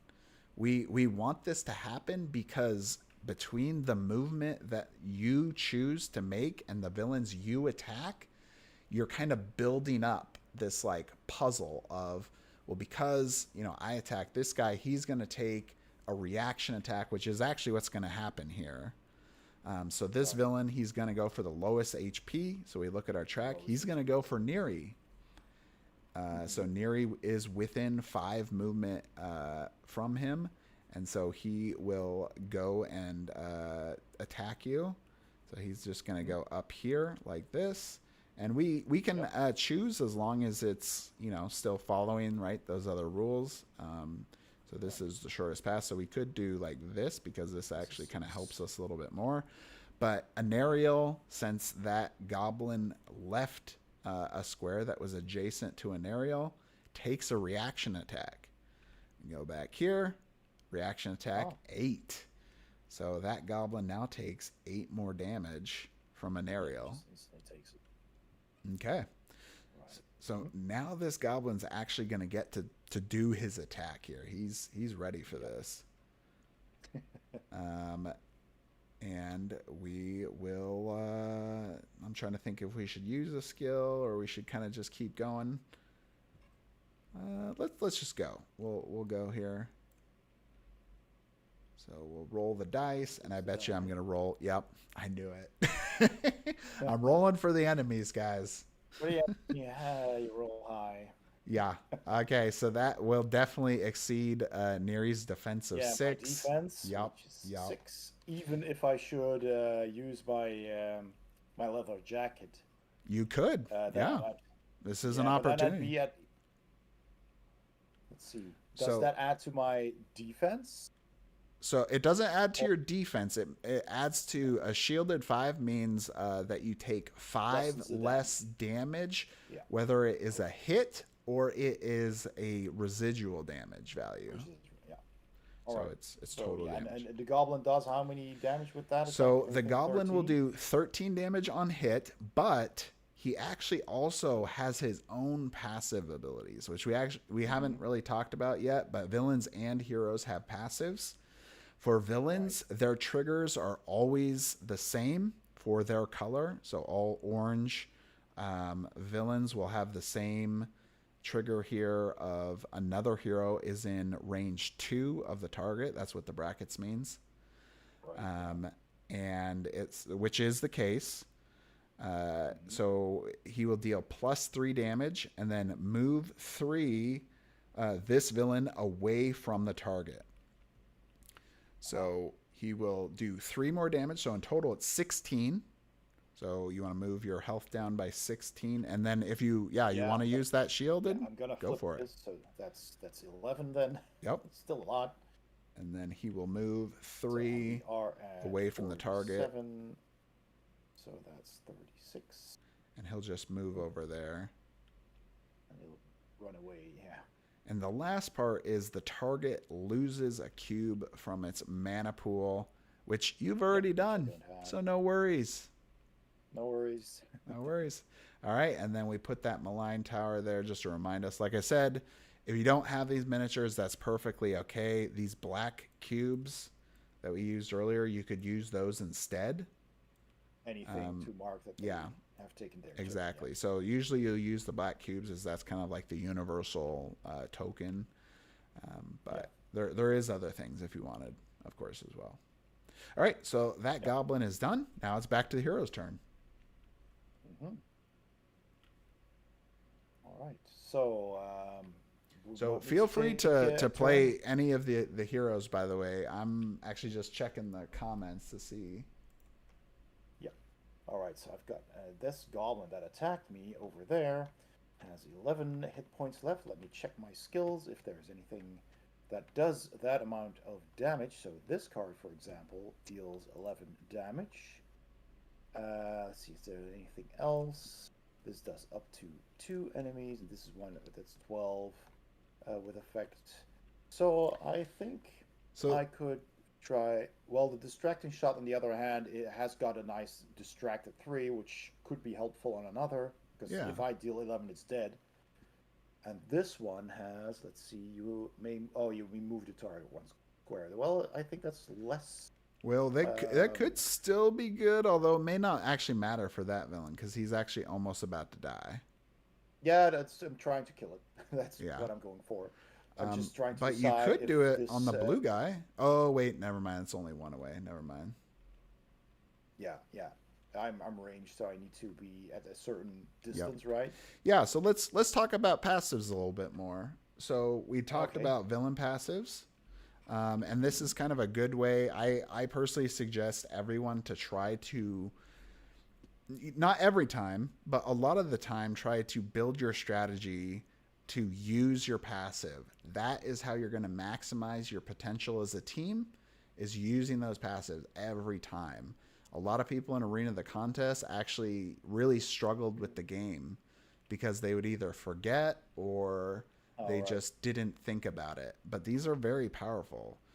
So yours, right, is a Mhm. target is 4 or more away from you on the first hit of your turn, and you will get to deal 6 additional damage, or you can deal 3 damage to 2 enemies. Mm. All right. Target is 4 or more away from you. And then So does that target need to be the one I'm attacking, or can that be a different target? it has to be, yeah, the one that you're targeting with your attack. Yeah. Yep. All right. Okay. Okay. So luckily, you're already in a good spot.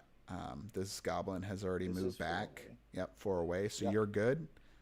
If you were Exactly four. closer, then it'd be a different situation. Yeah. Yeah. Okay.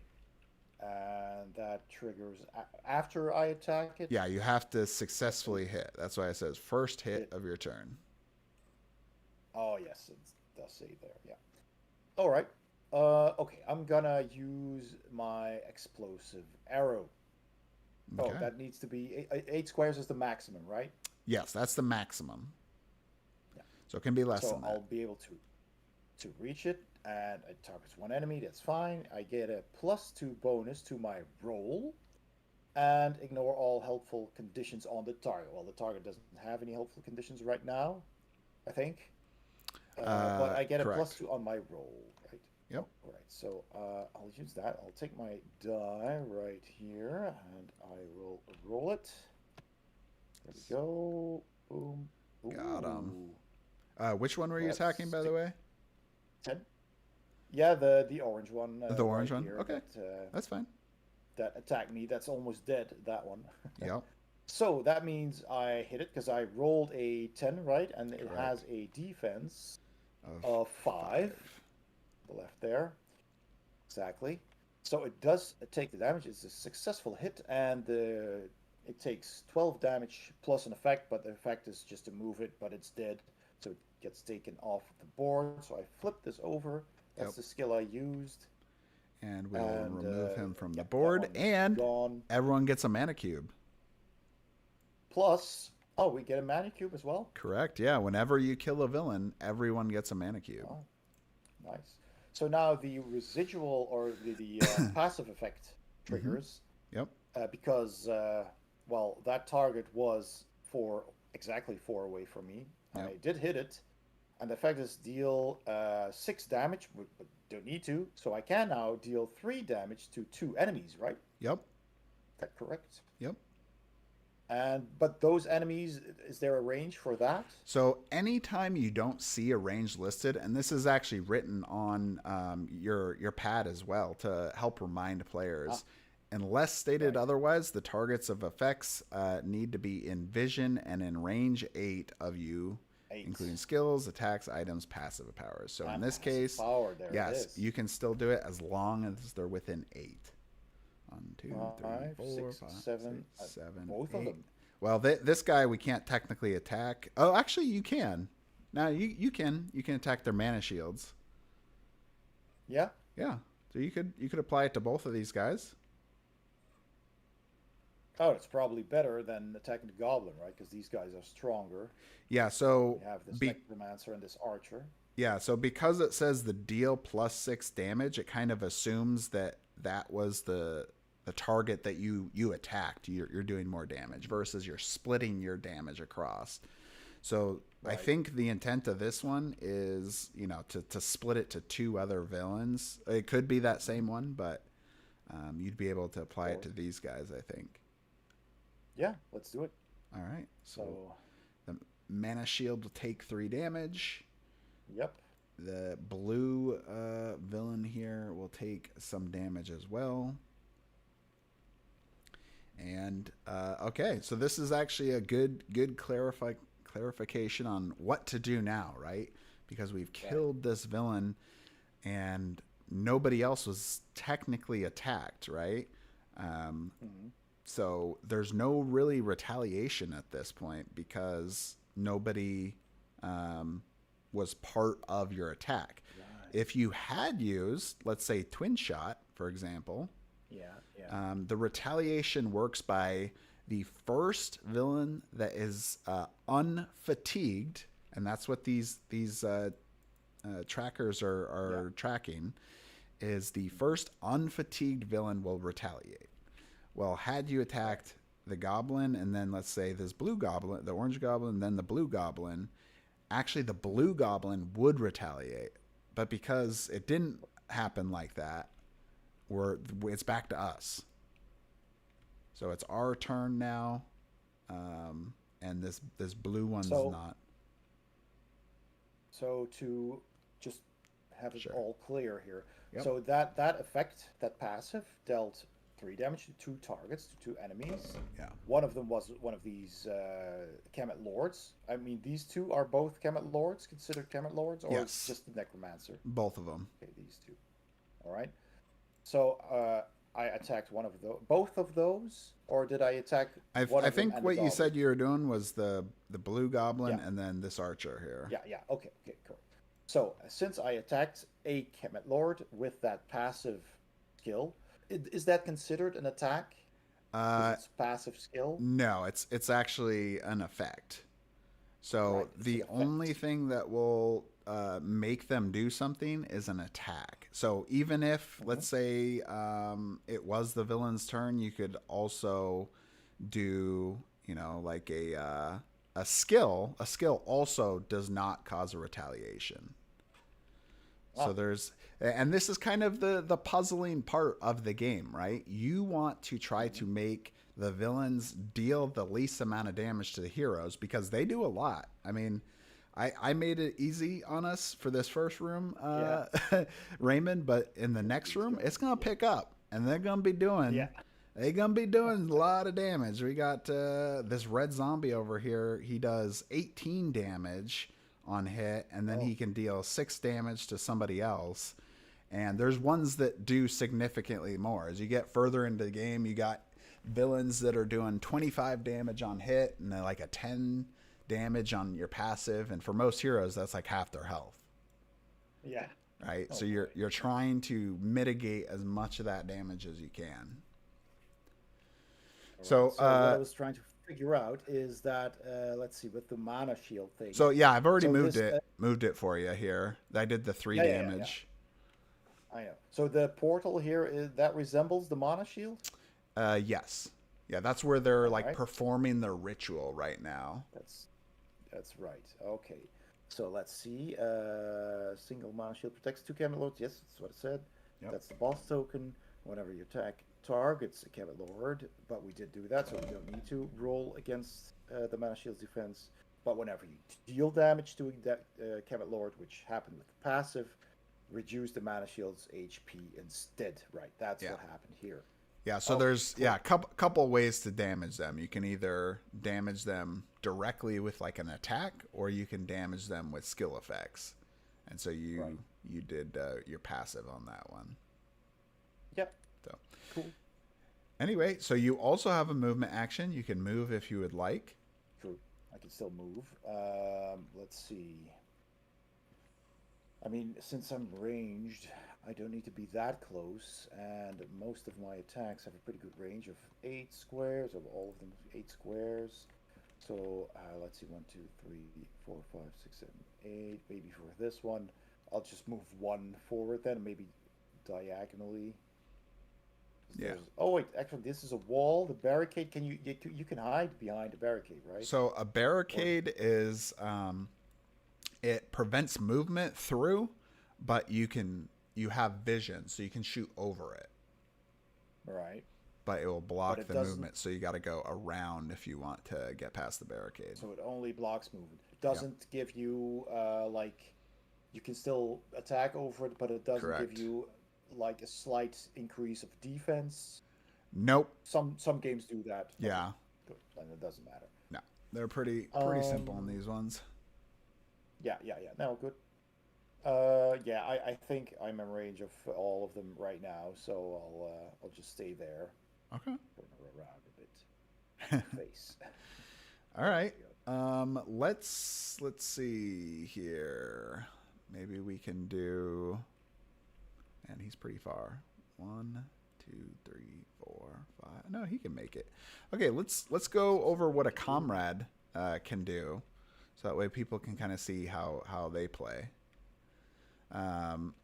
So we have Rakaru here, who is going to take his turn. He's going to do his movement. 1, 2, 3, 4, 5. Uh-huh. And then we look at his attack card. So very similar to the other ones, just looks a little bit different. So at the top, we have a benefit. Every time you use an attack, and this is true of regular attack cards, which you actually did earlier, I believe, you get this benefit, right? So you can either add 1 to your attack roll, or you can move 2. Cool. Let's... I mean, he may not have been the best one to start with, but it's okay. We'll just go with the +1 to our attack roll, because we've been rolling horribly. Yeah. And we will have him roll his attack. 20. Oh, wow. We just got a Natural critical. 20. So whenever you get a natural 20, that is a critical. So you do 5 additional damage. So this will be 16 damage on hit. He's going to be taking a beating there. 10, 11, 12, 13, 14, 15, 16. And then we read the rest of the card. So choose one, deal +2 damage, and move to the target. Or you can gain a cube. I'm going to go with option A, and you'll see why. Okay. So he'll take 2 more damage, down to 14. Yeah. He's going to move 2. He's going to go 1, Into 2. the pit. Ooh, Nice. ouch. Ouchies. Ouch, into the spike pit. That is 4 more damage from the terrain. And so yeah, that's it for the effect. I guess I probably should have clarified too. Technically, the passives happen before our effects do. This will be important where you have some characters that have maybe they have a passive effect that gives them like more damage or healing or something if they have a certain number of conditions on a target, which is like positive or negative conditions, like the empowered and protected and stuff like that. But technically, this passive happens before that. We didn't get the passive this time. That's okay.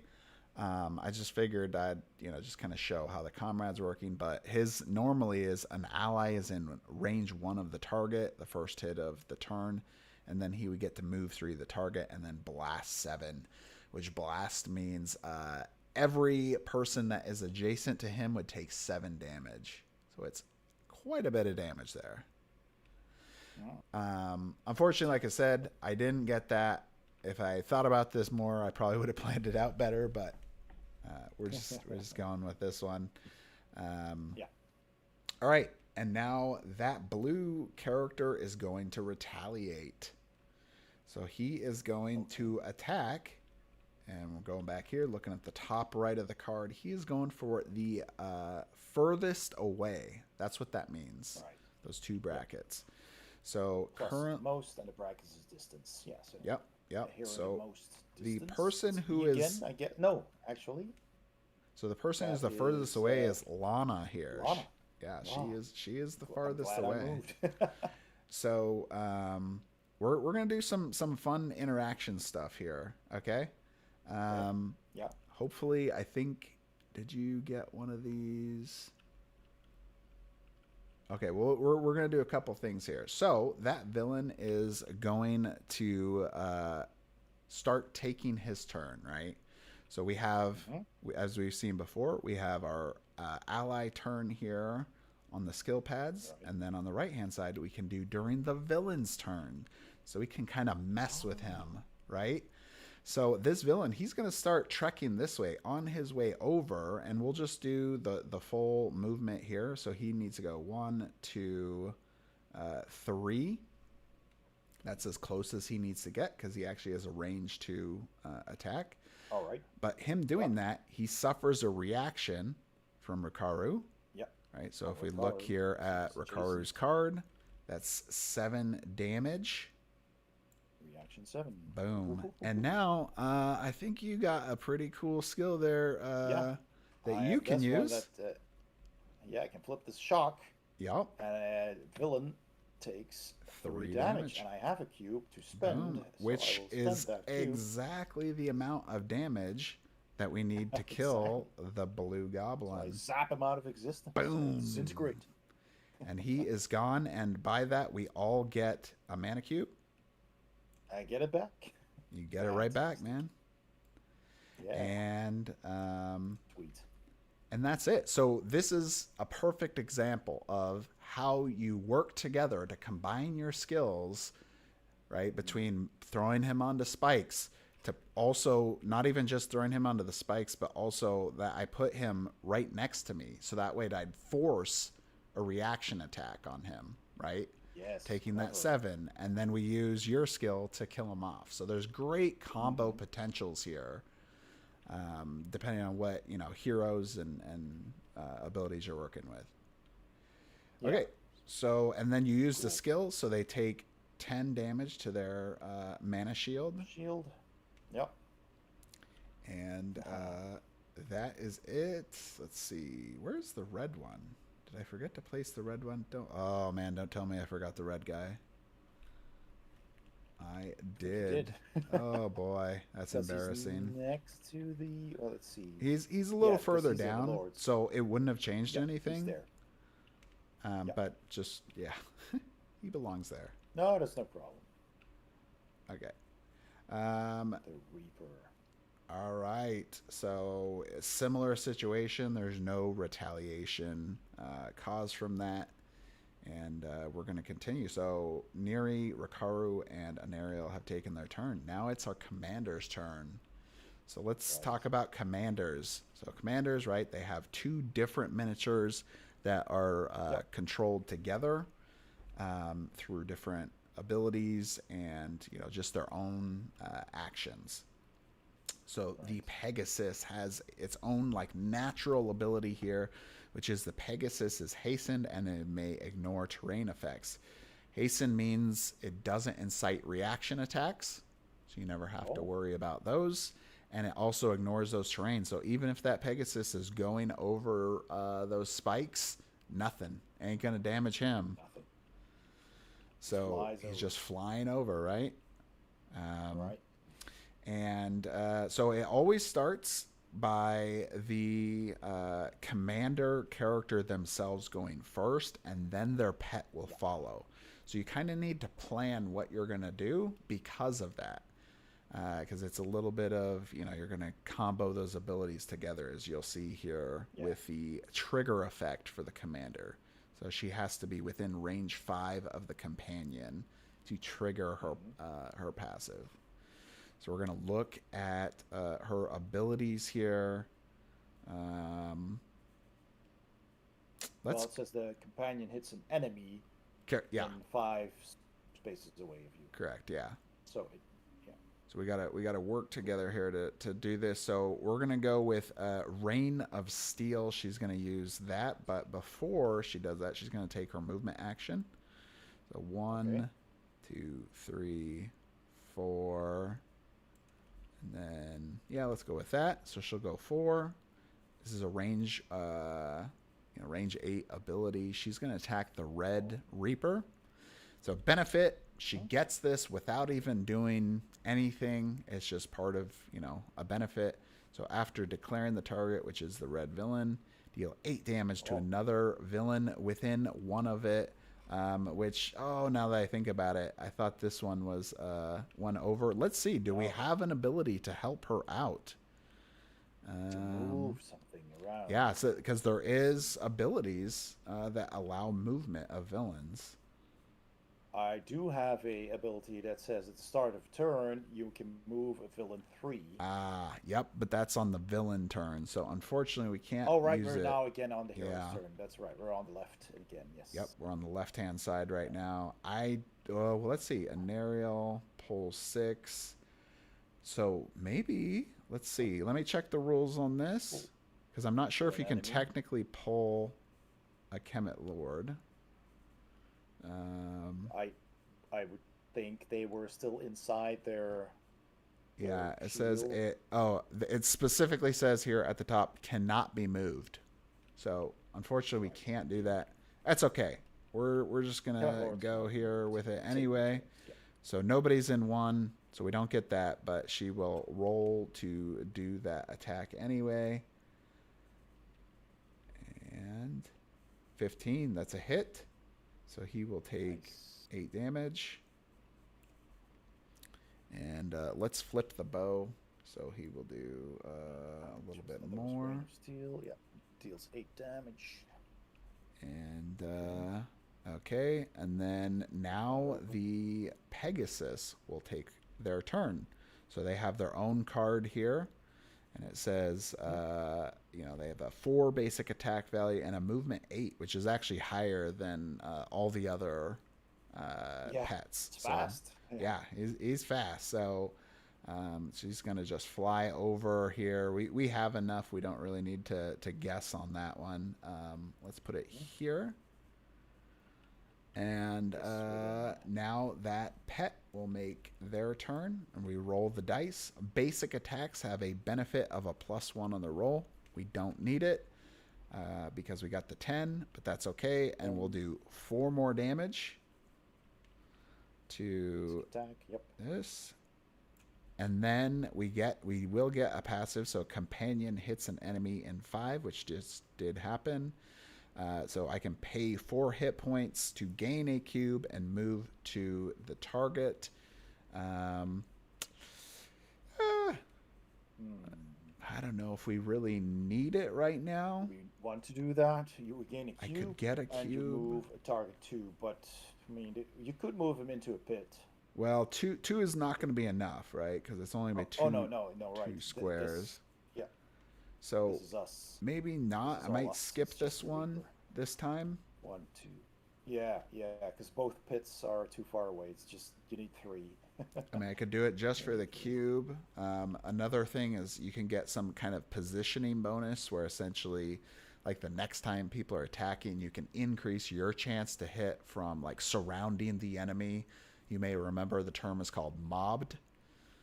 And there's other things you can do, right? Range characters can use focus, which is very kind of similar. Yes. So Nice. let's But just you already have like 3 cubes, so yeah, let's just skip it this time. We'll see how it goes. Yeah. So the Reaper is now going to take his turn. He is going to do 17 damage on hit to the highest HP person, which is an aerial.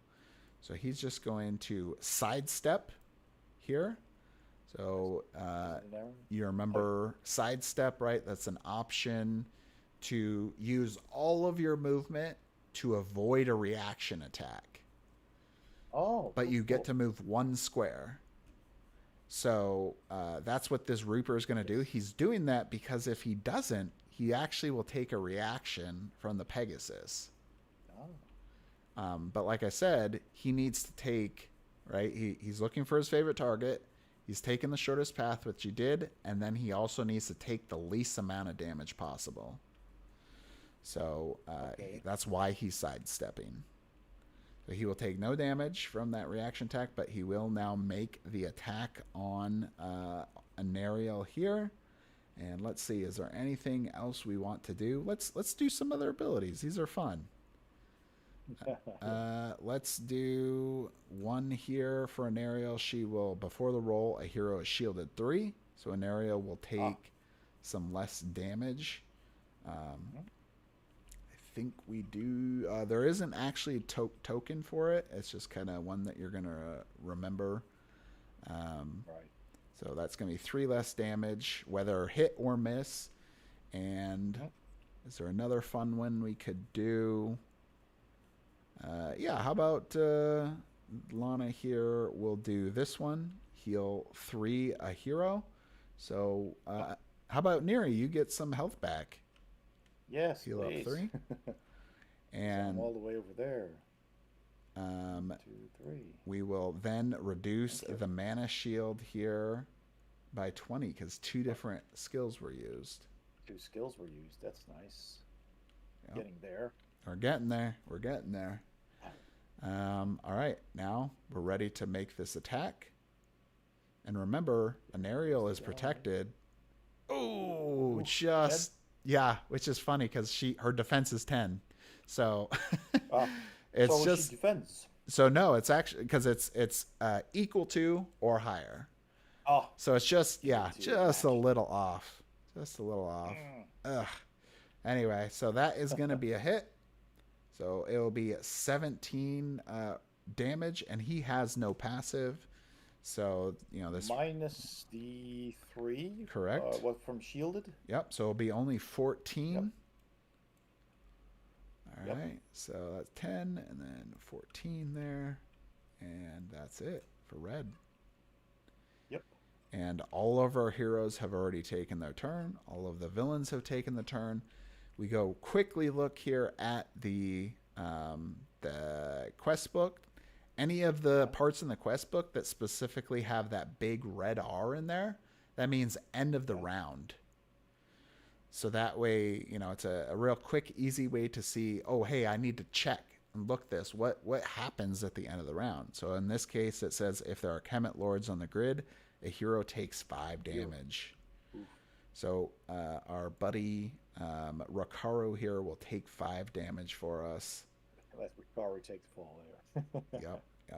And that is it. Oh, yeah. I probably should have mentioned about the commanders. They share the same HP as... with their pet. Yes, as their pet.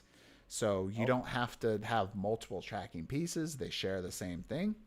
And we may get into a case here of villain AI, but to quickly explain it, a villain will basically always ignore the pet of a commander unless they have to do something called the Dark Surge, which basically means they're too far away from the fight and they have to run a lot further to make an attack.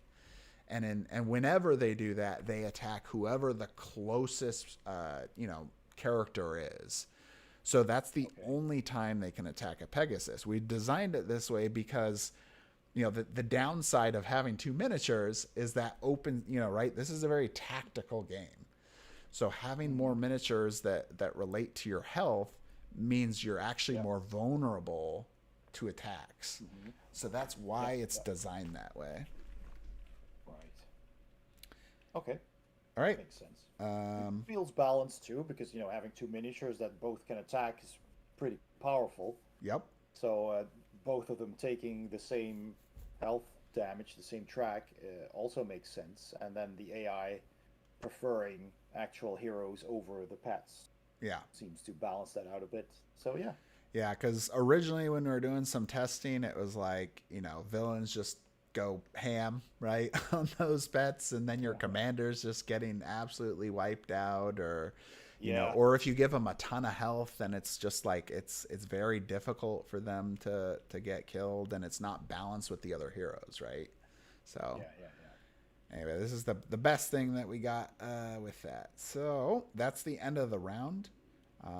There's also a note here. It says if all villains are dead and the Kemet Lords have been removed, then we would read, but we haven't gotten to that. So we're back to the next round. Yep.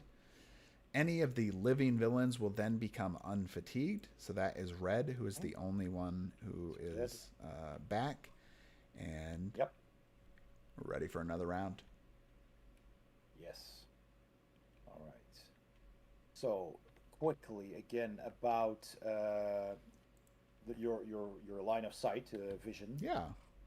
So Niari is within range of the Reaper, but since there's 2 heroes here, does that hinder my vision? No. So allies and villains don't block your vision. They can block movement. So for example, an Ariel can't walk through villain character, but your vision wise, yeah, you can freely attack anyone. The only requirements is you take the corner, any corner, and it has to not intersect with a barrier, which is basically a wall. Right. So if there was, our villain here, let's just pretend so that way we can explain to our viewers. This goblin is behind this wall over here, right? Neri would not be able to attack because there's this wall essentially in the way, but it just has to clip.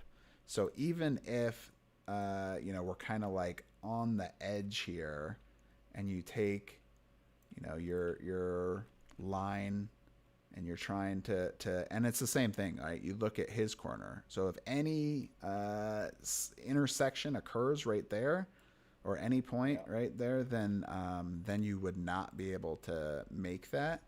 But because you can find a good side, right? Like we take this corner and this corner, a different corner. It's not intersecting that the if wall. That door was we're gone, good. Well, sorry. I was pretending the door wasn't there, I got that. If the door wasn't there, then you could see past that wall because you can take any corner from your miniature to any corner of the enemy's miniature. So you're freely available to attack if it just anything. clips the side of an intersection over the wall and then another square, then it's blocked. Yeah. So we'll probably get into it later, but yeah. Okay. So you want me to go first? Sure. With, yeah. The Ari. Let's see. So yeah, I'll take a shot at that Reaper. Let's see. So he's got 18 health left. And this is kind of the puzzle part, right? We look at what ways we can take him out without being able to hurt us. Deals 7 damage plus an effect, making it exposed.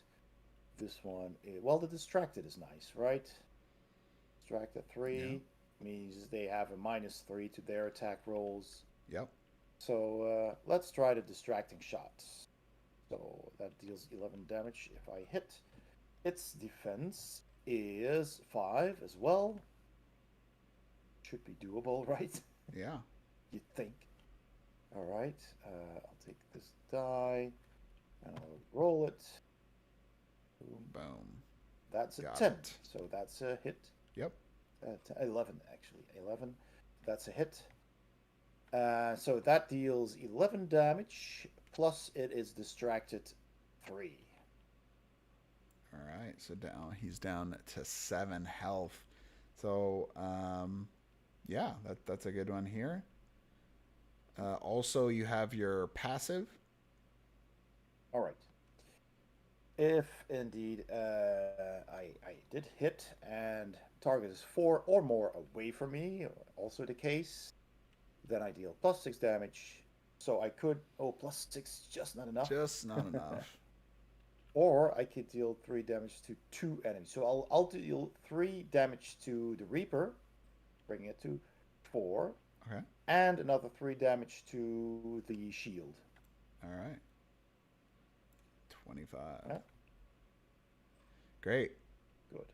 All right. So it is the villain's turn. He's going to take his turn. But before that... retaliate, right? Yeah, he's going to get to retaliate. But Anariel here is going, hey, you know what? I can get this.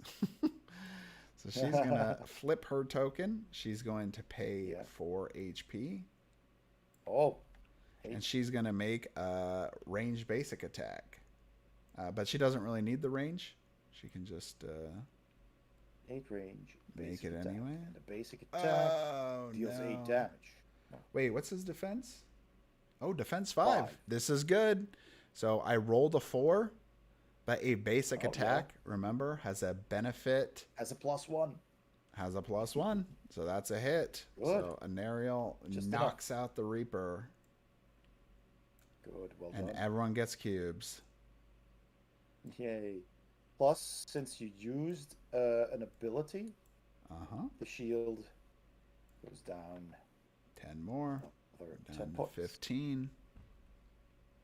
Wait. Awesome. Well, all the normal villains are killed, so now we just need to wipe out this shield. The shield. Yeah. All right, so let's have Anariel go first. I guess I didn't talk about her passive, although she didn't really get to do it, unfortunately, which is at the start of your turn, there is at least one enemy in two of you. An enemy in two of you takes 5 damage. Well, nobody's technically there, so she doesn't get her passive. Like I said, each class has their own unique passives, and bruisers have theirs at the start of a turn, and they don't have to roll. It just happens. Yeah. So Anario will go 1, 2, and these guys aren't actually taking turns, so they don't get to do reaction attacks or anything. So let's look at her ability. She's going to go, well, let's go here. And deal +2 damage per other combatant in one of you. Oh, actually, wait, in one? Okay, all right. Let me do over. Do over. Do over. 1, 2. I'm just gonna quickly refill my glass. Yeah, go for it. Right back in 2 seconds. I'll just keep going here. So dimensional strike, range 1 enemy. I don't need the benefit move here, but I'm gonna roll to attack here. This archer there, and that's gonna be a hit. So Anaria will do 12 damage plus deal 2+ damage per other combatant in one of you. So she actually gets to do, and unfortunately it's a max 6, because otherwise I would have did 6 more, but we're going to do 4 more there. So that's 16 damage to the shields. Boom. Anariel just wiped it out on her turn, and they are gone. So what happens now?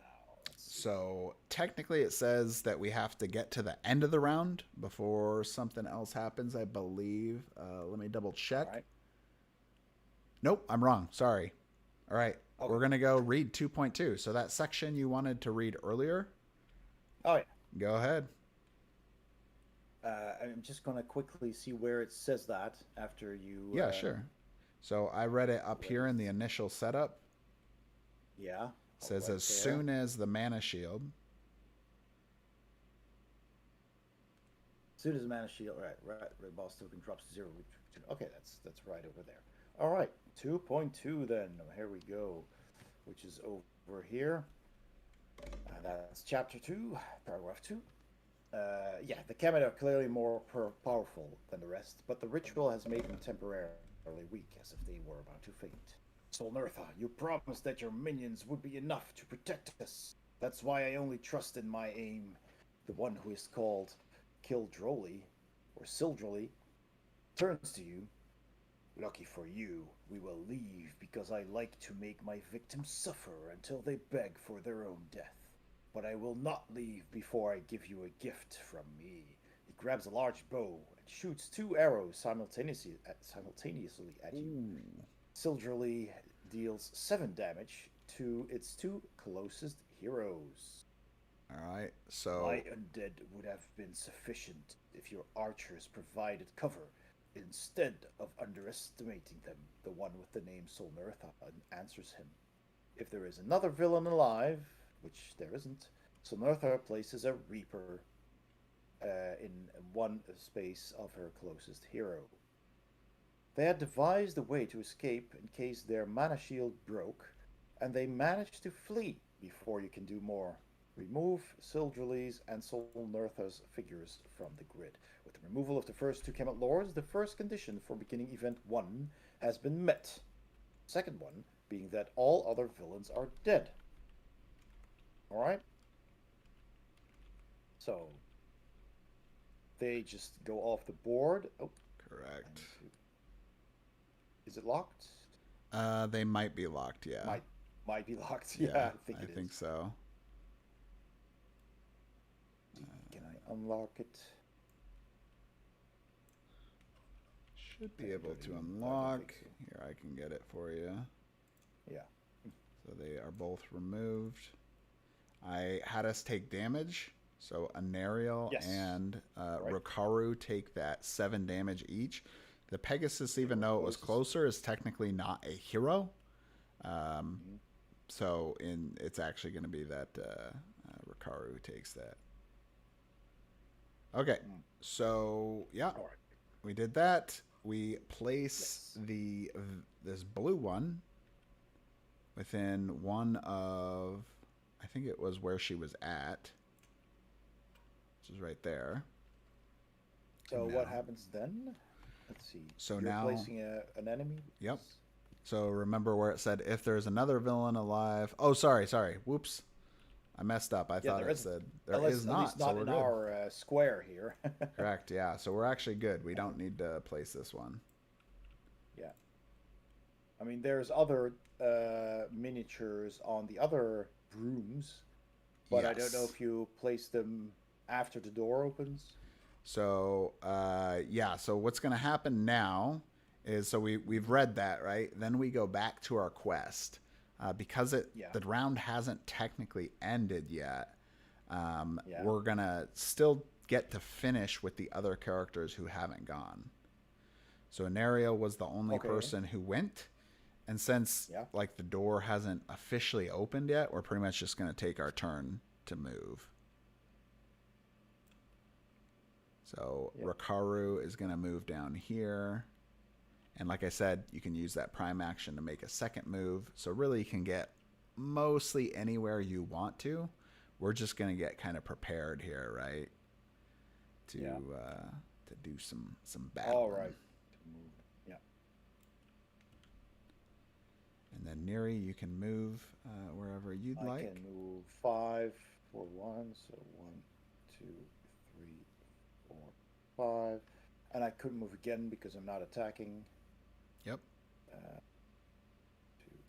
I'll just stand behind the Pegasus then, I guess. Yeah. To have a good so just so people know, like when we talked about like barriers earlier, right? You can't cut the corner of a barrier, so like you wouldn't be able to move. You know, for people who are watching my stream, you'll see this square here. I'm pointing to here to here.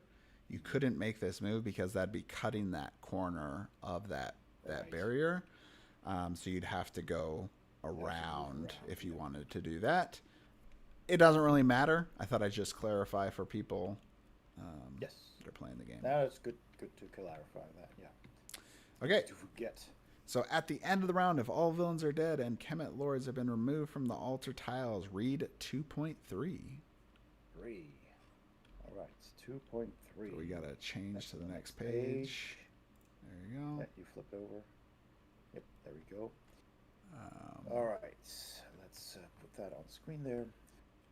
You see a faint portal-shaped glow at the top of a building, as if it were regaining its strength. It wasn't enough to interrupt Sildroli and Solnertha. There must be other Kemet Lords performing the ritual. You hear noises coming from the other side of a gate. You break in and find 2 other lords. Then we remove the yellow big door, which is the door we're in front of. We place the barrels indicated on the map. We place Irizard, a spy figure, and Zinasu, a berserker figure. And their positions are also indicated on the quest map, so while you do that, we also put the red boss token on 70 hit points, and that's another mana shield. And let's see, can I already read the rest? Yeah. Despite being from the same species, the lords couldn't be more different. One is a slim, dark female youngster, and the other is a muscled mass of an older man wearing a yellowed skull for a mask. The beautiful woman smiles as she sees you and tells her companion, "Look, Zisenu, just as our leader predicted, he is amazing." She looks at you from head to toe. "My spies have told me stories about the great heroes of the arenas, able to defeat even the most powerful avatar dragons. Yet, they don't seem like much, don't you think? It is a pity that these heroes will not have the honor of dying by my hands in combat before your presence, beautiful Irizard. So we must follow the prophecy, because the victory has been guaranteed. They put away their weapons and raise their arms high, performing a ritual. Knowing that these lords will be as weak as the first two you encountered, you know that you must deplete their shields as soon as possible and brace for what they may have prepared against you before they flee. Now we resume the quest with Event 1. And remember to place the villains, which are guards, listed on which is all listed in here. Yep. So we just go back to that. Yeah. Here. So a couple things I wanted to note here. One, as much as we love Raymond's voice abilities here, reading that journal, doing a great job there, by the way. Thanks. For people that are going to be joining in the Tanares Ultimate Edition Kickstarter, one of the add-ons that we have, and is going to be in the pledges, of course, is Foreteller. So if you don't want to be that person that's trying to pronounce Kildroy and you're struggling with the names, let Foreteller do it for you. So it's a great way to immerse yourself. And let me tell you, some of the music that they've come up with so far, because we've been working with them already for a while on this, is absolutely amazing. I think people are going to love this. And it's going to really take you to another level beyond where we're at right now. So that is really cool. That sounds amazing. Yeah, I'm pretty excited. I can't wait to personally get to play. Even though I've played through pretty much the entire game, I'm ready to do it again with Foreteller. So, wow. Okay, so that's one thing. The other thing is there was a question in the chat. Will the Ultimate Edition have an add-on for the line laser for ease of measuring line of sight with the physical board game? No, there won't. I mean, you could. I would say the times that I've had to like actually measure something in the game is very, very little amount. And I think Raymond could probably attest to similar feeling on this, because he's played Arena, and it's the same rule. This is the same rule as Arena, but you don't do it that often. And even if you do, I mean, you can take a regular, one of these books, right, and use a piece of paper to essentially do the same thing. Exactly. So I would say it wouldn't really be needed that often. But if you really want one, of course you could, get one. Let me finish placing these bad guys here. Be getting ready to start the next round. Also, I had a viewer correct us, because this is why it's always great, right, when you live stream, because someone will always point out how you mess something up. Thank you. Okay. So technically, Neri did already take a turn the last round, is what we were corrected on. So she shouldn't have been able to move at the end of the last round. Oh, yes. Did, but because I got 2 cards flipped over, right? Yeah. Let's not worry about it super much. But I will say one other part that actually ties into this next part of the game. So if we go back to the quest book, you'll see that there's this thing that says Guard 3, and on the map you even see like these little shield symbols over the villain. Guard is a new mechanic for Tanares Adventures. What it does is it's kind of a way to allow the players not to get just absolutely bum rushed by the bad guys. Because, right, had we been like mostly like range type characters or something, we could all be standing back here and then end that event. And then these guys would spawn, right? And then they'd have to run all the way over here. And it leads to very bad gameplay. So what Guard does is basically they won't even attack. They don't take a turn unless somebody moves within range 3, which is why it's called Guard 3, or somebody attacks them first.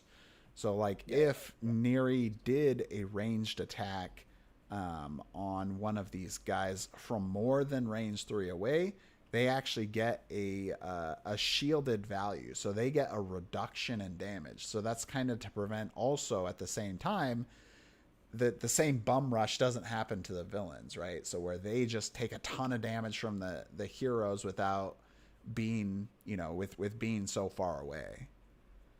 Mhm. So that's the idea behind guard, and it at the same time it keeps us moving on the map, and we're not just super far away from the fight. Yeah, yeah. Okay. So you technically could have, moved on your turn. I think you'd probably be from where you were before. I think you were like here or something, right? Uh, I'm I not sure. think Were you one here? back. Okay, so Yeah, there would be 1, one. 2, 3, 4, That would be 5. next to the. So technically, yeah, And you could be here. like standing there. So Yeah. we could say it's your turn, and you'd still be able to have vision and I think line of sight here, or vision and range. 1, 2, 3, 4, 5, 6, 7. Yeah, so you could attack the green, but he will take. Let me double check. I think it's like 6. Sure, Adria is probably listening for like little mistakes that I'm gonna make here, and like, nope, that's not right. Oops, it didn't actually go to the page I wanted it to. All right, yes, I am correct on that. So while they are guarded, villains are shielded 6. So Okay. assuming that it is your turn, because we're trying to play as accurately as we can, we'll have Neri go and just say that she's done her move and now she's going to make an attack. Mm-hmm. All right. And so they take 6 less damage. Is that one shielded? Yes. Let's see. Yep. Yes. And what's going to happen is once that this guard is essentially broken, they'll all act normal again. There won't be like them waiting around or anything. That's done. And it has a normal defense of 5 yet again. All right. So, well, the only skill that I have left, except for my ultimates, of course, is the twin shot. Can target up to 2 enemies. Does 7 damage per hit plus an effect. And you will strike 2 targets once or 1 target twice. Yeah, So that's the nice thing about twin shot. You can choose to split it up, or you can choose just to go full on hit them twice. But that means you will have to roll twice. Yes, of course. Yeah. Yeah. Yeah, I'll do that. Let's see. Okay. Yeah, let's do that. And how many hit points does he have? The green one has. The green one has 40. Points. Yeah, That's we're gonna be a little more trouble here. We got the zombie with 75 hit points. So when how to track that is you just flip the token over and there's a plus 70. Yeah. So it's just 5 plus 70. Right there, yeah. And then when you go here, you flip it back. Yeah. Yep. All right. And the zombie is over here, which I cannot see, of course, because there's the wall in the way. Yep. So the only one you'll be able to get is this guy. Yeah, the Reaper twice with the twin shot. So the first attack, where is the die? It's all the way back there. Like we had mentioned earlier, right? This is exactly that same situation of where he can't hit that zombie and he can't hit the Reaper. No, definitely not. No, okay, let me just roll. There we go. Boom. That's an 18, I believe. Yes. All right. Yep, that's a hit. That's nice. Is that your first or second roll? I wasn't paying attention. That's the first roll. Okay. So roll. So it takes 7 damage plus effect, so it's exposed. Which means he'll have a reduction in his defense, but that is the last target hit is exposed. So you technically have to roll both, and then you're going to apply the effect. So you don't get the exposed on this one. For the second attack, now, okay. It'll be for other people can get this benefit. Yeah. Yeah, fair enough. All right. Let's try that again for the second attack. Boom. And that is a hit. 8. Yep. That's also a hit. So a total of 14 damage on hit. Now it's exposed. Yep. Yep. And then I'm assuming you're just going to take that +6 from your passive on him. Yeah, because it's 4 or more away. First hit deals +6 damage. Yeah, But he'll take 6 less damage, unfortunately, because of the shielded. The guard. Yeah, shielded and guard. Yeah. Yep, and the guard. But that's gone now, right? It's gone. They won't get this anymore. And how we've always tracked effects in the game before, which is still the same on the Reaper. Is you put the card on that character, and that's how you track effects. Arena 1.5 did come out with a condition token sheet, so you can use tokens if you prefer tokens instead of using attack cards. But that's how this works because you know who put the effect there and what effect it is. In this case, in the red letters says exposed, and then when this character's ends of used. Usually you take it back when it's that character's turn again. You just take back the card, and that's when the effect ends. But in this case, it probably ends earlier. Yeah. Ends if used. Yeah, so that's what that means is when another character attacks them, that will consider that condition, and then it will be used. Yeah. Okay.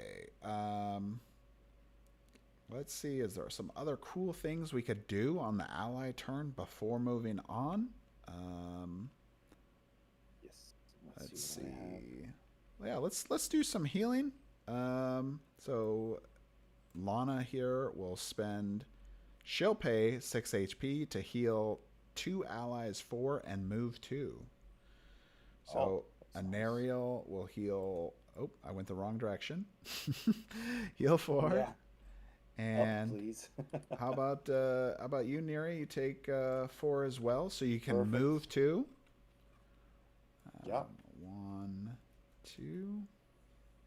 We can all move 2. Let's see. Just the people that got healed. And move 2. Oh yeah, interesting. Okay. Just those ones. Well, I can't cut the corner here, so I'm gonna have to go 1 and then diagonal. Yep. Which is also fine. And that will cause this to go down by 10. Because you used an ability, exactly. Did you remove a cube? I did, yep.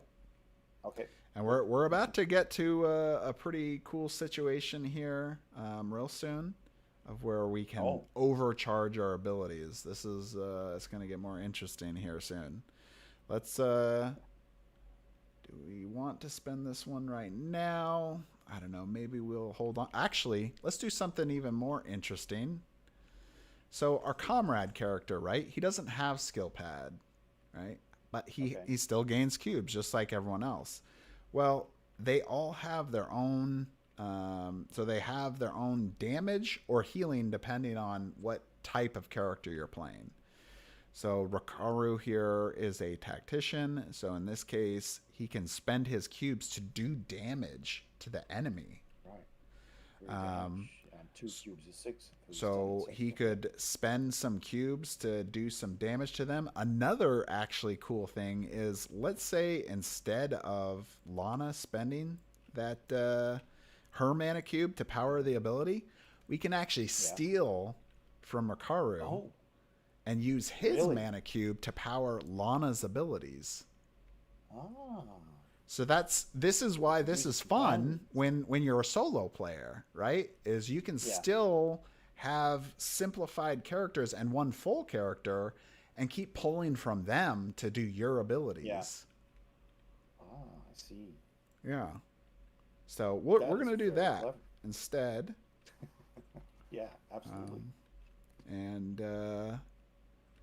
And let's and that doesn't cost Rakaru an action or anything. That's completely free. But let's say Rakaru does want to spend.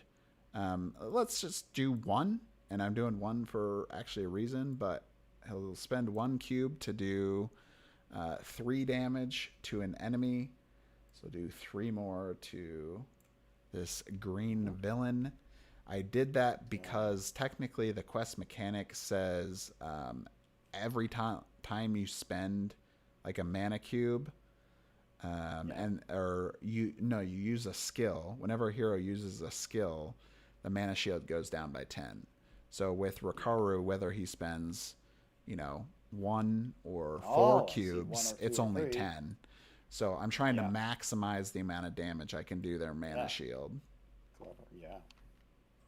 So, okay. So that's the end of your turn, I believe. Yep. Green is going to make his turn, and he's actually going to go. Do they get a retaliate? Yeah. Correct. Yeah, he does. So he's going actually after the person with the. Can you guess it? I bet you could guess it. Who do you think he's going for? Most cubes. Boom! You got it. Yeah. Commander. Correct. So it's going after the commander. So let's look. So 1, 2, 3. So he actually is blocked. He can't even get to the commander in this case because the pet and Rikaru are blocking that path. So that means he has to go for whoever the next possible person is. And this is going to be true regardless of this situation, but if the lowest possible hero is actually not within reach, he would then just pick whoever the next closest one is. So, so instead he'll go actually after Rikaru here, and he will attack him. All right.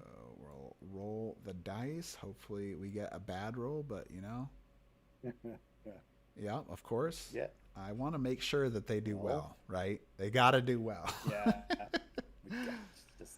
So 13. So that will bring them down to, what is it? 32? No, sorry, 35.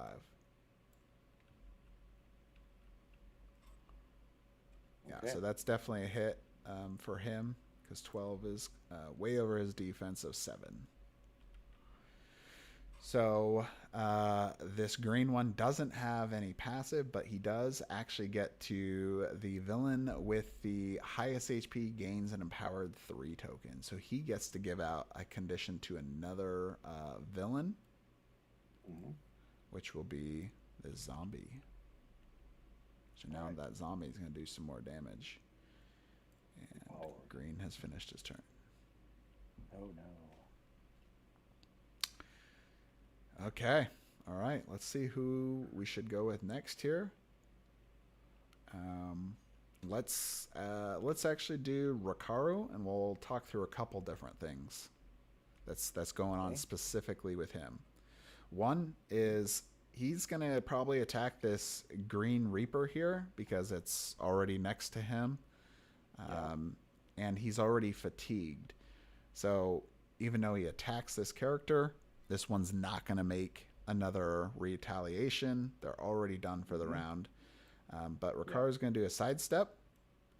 And remember how we talked about increasing the chances to hit? Well, this is called a mob right here.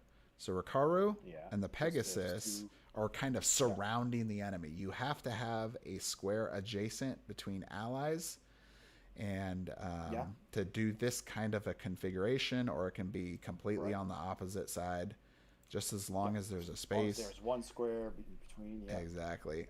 But they are now exposed, which means his defense is brought down to a 2. So it's a -3 on his defense. So basically, as long as I don't roll a 1, I'm not going to miss. So we would normally look at there. He could move 2. He doesn't need it. Well, I guess he could have used the movement for that, but we're just going to go with this anyway. 11. You rolled 2 1s, but that's good. That's an 11. All right, so he will do 11 damage to that villain, which will put him down to 12. And then do I want to move him and do some more damage, or do I want to gain a cube? Rikaru? So Rikaru, right? He's always going to use this unless I use one of his specials. Yeah. But right now he's just going to use this one. So plus, you can either deal 2 damage and move the target 2 spots, or gain a cube. Yep. So I think he is gonna just go with a cube because that would end Hang up on. being a Oh little more yes, damage. he's now at 12. Yep. Yeah, The that's the damage you already did. Yeah. the other part. Oh, actually, wait a second. One, two, Move him into the pit, I three. think. Yeah, let's do that. So now we do also get his passive of move 3 the target, then blast 7. So we will Oh, do that. nice. 1, 2, Oh, you're 3. moving it towards the other enemies. Yeah. Oh, wait. Actually, this is better.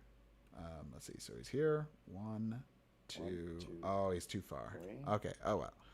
So we'll just put him there instead. And he will do 7 damage to that red. With the blast effect. With the blast. Boom. All right. Nice. Good job, Rikaru. Oh. And that means that the big zombie, is no longer guarding. So, they guard as a group. So the guard is already broken. Oh. Yeah, we're already. Oh, okay, yep. That's the group thing. Yep. Once and Thought it was you kind of know this a little bit because usually, if we look at the map here, right, the outline of the colors of the villains match to the events that they're in, and specifically, it will like tell you which characters are guarded together. So that's why it says guard 3, Reaper, zombie. Yeah. So that's why later on there's a different event where there will also be a guard as well. Okay. Yeah, that's cool. The color coding, I didn't notice. Yeah, this is purple, this is brown, these are purple, these are brown. Yep. There's quite a bit of information in here. They thought of everything. All right. But since that guy was already fatigued, he actually won't get to take retaliation. So that will be it, and it's back to the hero's turn. So. All right. So who's next? That would be either an Ariel. You can still choose who goes next? Correct. Yeah. Any order of heroes. So Neri's technically already gone. Rikaru's already gone. So it's just between these two. We're gonna go with the commander, since she is ranged.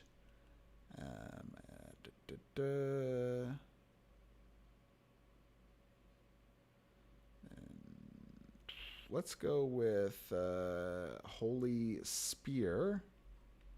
This is the attack she's going to want to make. 1, 2, 3, 4, 5, 6, 7. All right, and then we will check vision here. So we're on my screen. You can see the corner here. So we can hit red with Holy Spear. She gets a +1 to her roll. And now we're going to roll it. And I guess we could have checked to see if anyone had another ability that they wanted to use. But so she rolled a 1, which unfortunately is always a miss. Critical miss. Unless, there would have been a way for us to get a bless or something else. Actually, no, I think this one wouldn't have worked, but you could have done a bless. Actually, this is a good point. And I don't know. We'll decide if you want to do it or not, Raymond. But technically, you can use skills again. So see how it has like that plus cube symbol on the token? It costs 2 cubes. Now. Exactly. Well, just 1 additional. So, right, as you start getting skills like in level 2 and 3, it just means you have to spend 1 more if you want to do that one again. Okay. So I'll let you. Technically, we shouldn't do it because it's supposed to happen before the roll. Yeah. But we can just move on if you'd like. Let's we'll go over residuals. So, Holy Spear. Look at the bottom of the card. Miss 5 residual damage. So because Lana misses, she actually gets a little bit of a consolation prize through a mana cube. All right. So she gets a mana cube and she deals 5 damage to that villain, even though she missed the attack. It's kind of a way to keep progressing the game. Same thing for Marina. And now, even though it was a miss, red is still gone. He's out. He's out for vengeance. And now he is going to go for the highest HP. which is actually the commander. But 1, 2, 3, 4, and won't be able, unless he's a range 2, which he's not, so he won't be able to get to the commander, but he can get to Rikaru in 5. 1, 2, 3, 4. He only needs to move 4. And so he will attack Rikaru instead. Is there any abilities here you want to use? Let's see.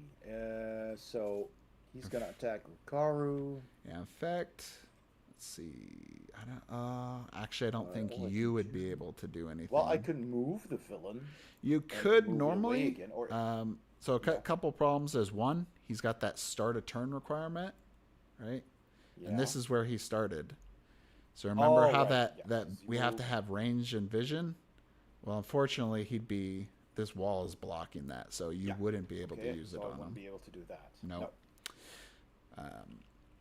Other people could, but it's not really going to change the situation, so we're just going to go forward anyway. Actually, you know what? I should spend some cubes. Let's spend a cube from the commander. She'll flip this, pay 3 HP, and an ally charges a skill token and gains a cube. So we'll talk about what that means in a second here. So she will pay 3 HP. It's down to 51. All right. So charging a skill token is essentially just flipping that token, but you don't get the actual effect. You just flip the token. Well, why would you want to do that? Well, let's kind of talk about it. So you have 2 more skills that haven't been flipped yet. Once all 4 of these flip, you get to do your total charge ability, which is unique to each class. Or, each kind of like role. So the shooter and brute technically have the same thing, and then bruiser, tank have the same thing, commander, healer, you get it. So you would get to do 9 damage to an enemy once you total charge. So let's have you do it. So pick a skill you want to charge. Like I said, you just flip the token and that's it. You don't apply any effect, but you do get a cube. Well, doesn't really matter. Let's flip this one. Boom. There you go. All right, so you are 1 away now from doing it. And now this villain is going to attack Rikaru. Oh, boy.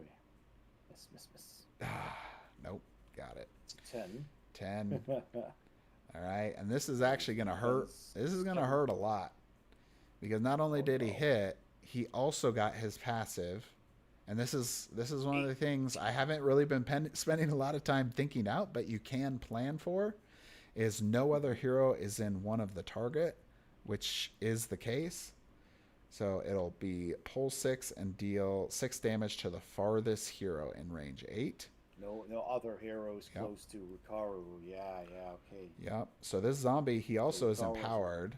So he gets 21 damage on hit. That's a massive hit there. And he's at 35. So that would be down to, am I right on this? 14? Is that 21? I think so. And then he pushes. But, hang on. Sure. So the effect is pull 6 and deal 6 damage to the farthest hero. Yeah, so we haven't gotten to that part yet. We're going to do it. Oh, okay, we haven't got it. I was just doing the hit damage. 18 damage. 18 plus the 3, because remember he was empowered. I already removed the token. Oh, right. The token. Yep. So that's why it's 21. So now he's down to 14. Right. And then he gets to push for the target, which basically means he tries to move 4 away, like increasing distance as much as possible. So you do kind of get a little bit of a choice in that, but we'll do 1, 2, 3, 4. And because he cut the corner on the spikes, he takes 4 terrain damage. Yeah.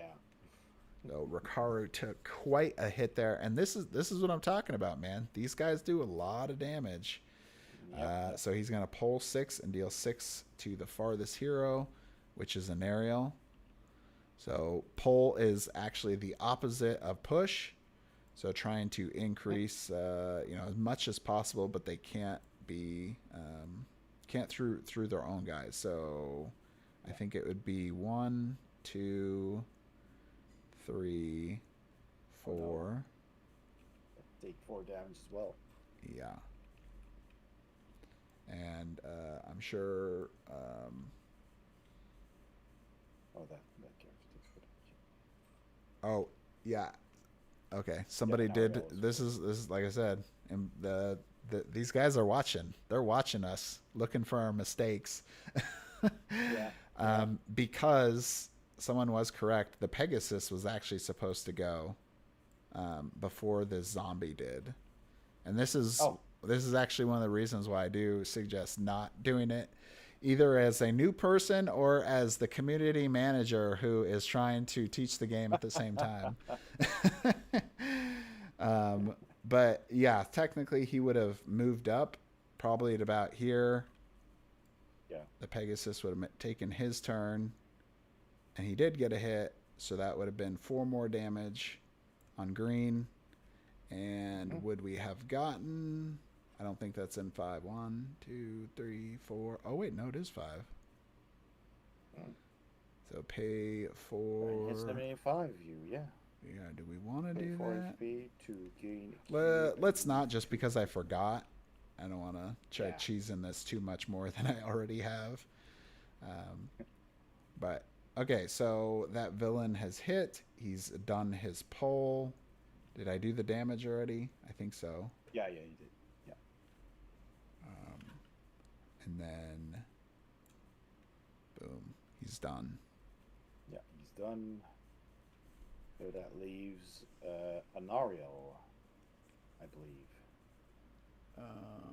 You couldn't have avoided the spikes here, but if that was an option, you'd have to push the hero through the spike. Let's see. Yeah, I'm pretty sure. Yeah, so people are just correcting me on some of like the rule books of what should you have done. I think the amount of damage that you apply to characters is actually up to you. You just have to meet certain things. So you don't have to do the most damaging thing possible. I could be wrong. Maybe it is written that way. So there's a little bit of a flexibility, I think, on how you apply things. Because, right, when you do get these options of like pushing people, right, you could theoretically put them in worse positions if you wanted to. Yeah. But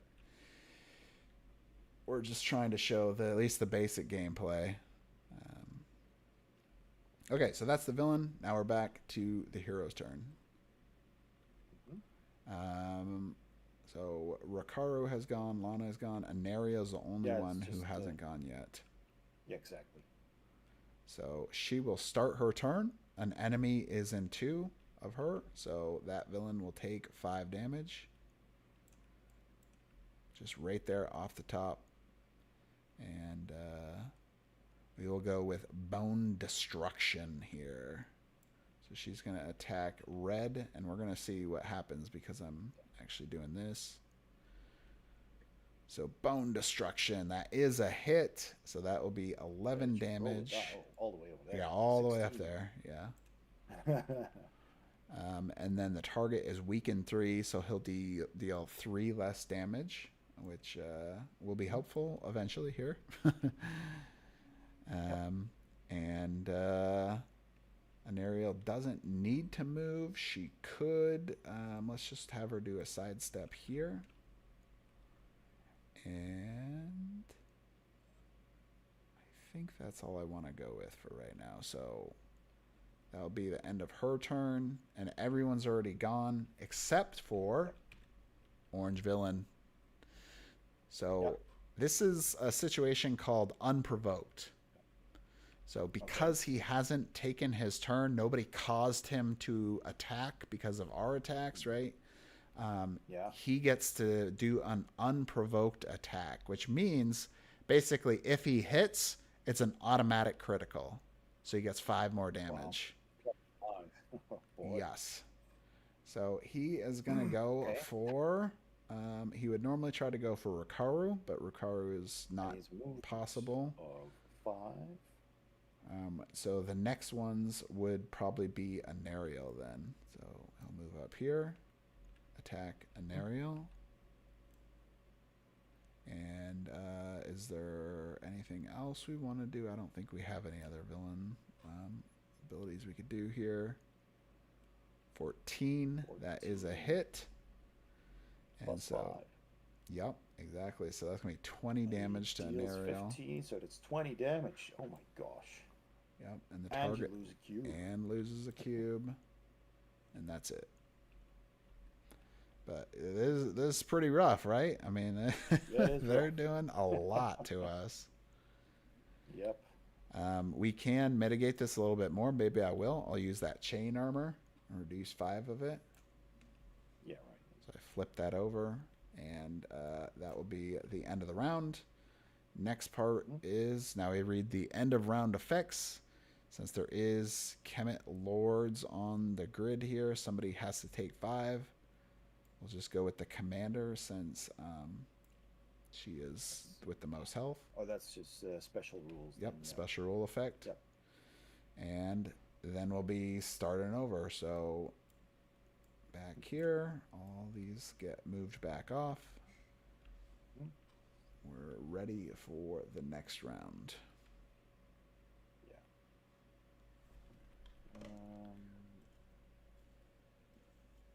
So while you think about your turn, I think I'm going to take a quick bio break. Sure.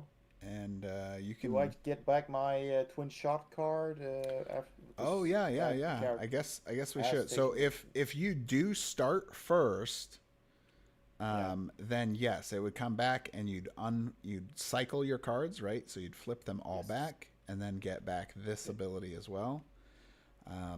But if you don't go first, then we'd still be able to use that effect for somebody. So it's up to you if you want to go first or have someone else. Because I think really the only one who could get that would probably be the commander. Mm-hmm. Yeah, I think only the commander would be able to potentially hit that guy. He only has 8 health left. I don't think we really need it. So you can go first. Yeah. Okay. All right. I'll flip over all of my cards. All right. There we go. I will very briefly be right back. Yeah. I'll see you soon. All right. So let's have a look at where she is. She's over here. And since it seems like I can only attack this one, because otherwise I'd have to, let's see. I don't have either of these within my vision because I'm from this square to this square would pass this wall, clip that side of the wall. So the only target, unless I move, of course, would be this one. Let's see what is their hit points. Currently, the red one is way over there. That's 47. That's a tough one. The others are over here. That's the orange one, and the green one is almost dead. So, well, I feel the Pegasus can probably deal with this one. Don't need to go out of my way to attack that green Reaper. So let's see.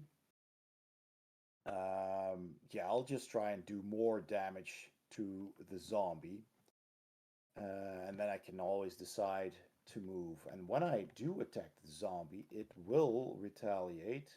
The hero with the most hit points, which is currently, let's have a look. I think the commander. There's no other tokens here. No, so that would be the commander. And the commander is over here. So it would attack, but it's not. Let's see. It needs to be within range. It's a melee character. So would it move then? That's the question. On a retaliate attack, it doesn't get to move. So I probably will be attacking the an aerial character right there. And yellow is already all the way over there. So that's pretty dangerous. So maybe that's the risk. If you attack a character, there goes James. If you attack a character, then it will retaliate, which might be dangerous to other characters. Ooh, choices. So maybe I should move, and I only need to move one square to the west to be able to hit either of these. So maybe I should try and kill this one that has 8 hit points. I have a skill that I think this is 11, this is 12, this does 7, and this is 12 as well. The twin shot again. Oof. And I do have the short bow to make it +5, but I kind of just want to buff it by 1. And my basic attack, my basic attack is 8. Actually, that should be enough. That is enough. So I could actually do just a basic attack. Yeah. Does the basic attack have a residual? Let's see. No, it actually doesn't. No. If you miss a basic attack, that's it. That's it. Yeah, I was looking because this. I was wondering if I attacked the zombie, then it would retaliate, right? Yep. And the zombie can only attack in melee range. So a retaliate attack would just target. Because it does say the zombie retaliates to the hero with the most hit points. Yep. But it doesn't move on a retaliation, right? No, it can move. Yeah, it can move. Oh, it can. It tries to go for whoever fits that target. So in this case, if you attack, it's going for Lana. Attack Lana. Which isn't horrible too, right? Because Anaria will get a reaction against him, so that's 8 damage. That's true because he moves out of Anariel's direct vicinity. Yeah. So that might actually still be a good idea. Then. So while you're thinking about this, and this is the simultaneous turn here, Raymond's thinking like a mad genius over there. I'm going to spend a cube, and I'm going to use my ability here on the hero turn. Roll a die. If even, heal 7 an ally. So hopefully we get an even, please. Yes. Yes. All right. So Ricaro, you are looking a little bad. So you're going to get 7. Now look. This is exactly what I talked about here earlier. Lana has now total charge. All 4. She flips these back, and now she gets to do uncharge, which is flipping tokens back over, and then heal 9 an ally. So now Ricaro is going to get 9 more. Now it's not looking quite as grim as it was before. That's indeed a lot better. Well then, we do want an attack of opportunity from Anariel here, and Lana's pretty well with hit points still. So yeah, I'm gonna choose to attack the zombie then. Okay. Let's see. If I push it away.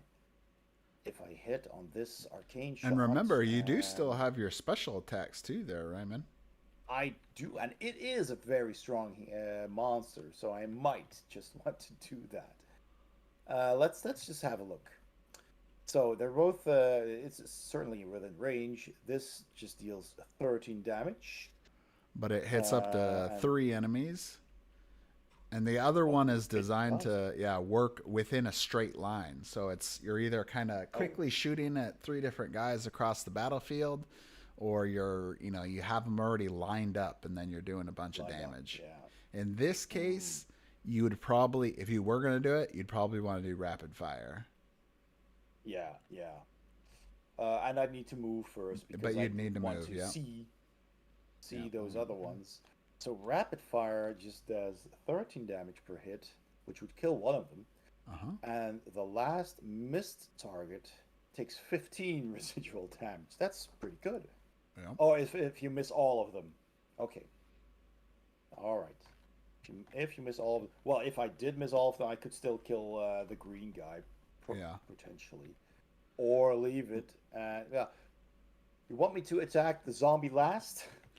Well, the zombie has probably the most HP, so you might want to go for him first. So if you do that, right, so that way we can maximize your passive here, Raymond, is maybe go back a step here. You're still going to be able to hit everyone else. And let's see, 1, 2, 3, 4, 5, 6, 7. Yeah, you can hit them all now. So yeah, and you can go after the red one first, so you can apply the more damage to him if you like.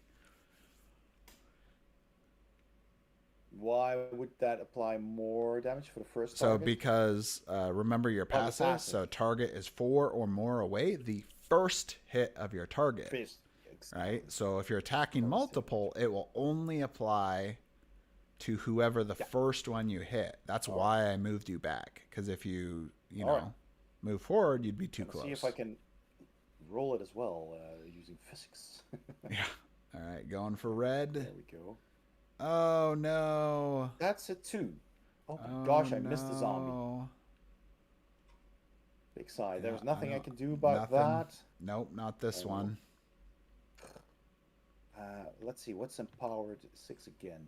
That's just more damage when it hits. But even still, this is only on an ally's turn, so you wouldn't be able to use your skill pad. Yeah. So it's on an ally's turn. Yep. Right, ally or villain. So now I'd probably suggest the orange, because you don't. The orange one. Yeah. Keep the other one for last. Yep. So I kill it.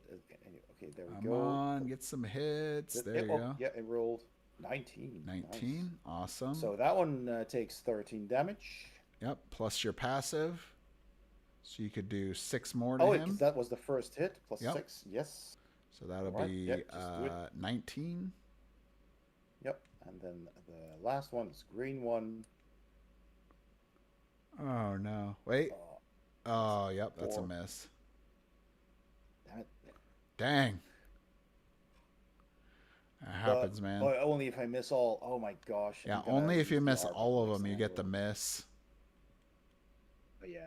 Yep. Well, that was a bit of a waste of that. That's okay. So this is actually a great opportunity to talk about something else.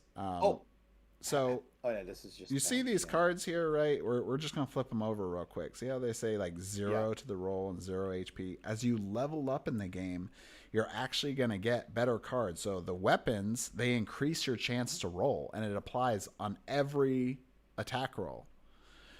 And your HP, of course, right, will go up too. So I'll say, like, later on in the game, you're going to be getting at least a +3 very often. So it really decreases that chance that you're going to miss much more as you get later on in the game. In fact, there's even a special NPC card that allows the heroes to be able to equip 2 weapons. So then you could have like +6 to your attack roll. So you pretty much could almost never miss then. Yeah. Unless you get a 1. Experience. But yeah, of course. 1 is always a miss. Yep. All right. Well, that was Niari's not as exciting as we thought it was going to be. So no. You hit the orange one, so he'll actually be the villain to take the turn then. Retaliate, yeah. In fact, let me double check that. I might be wrong on that.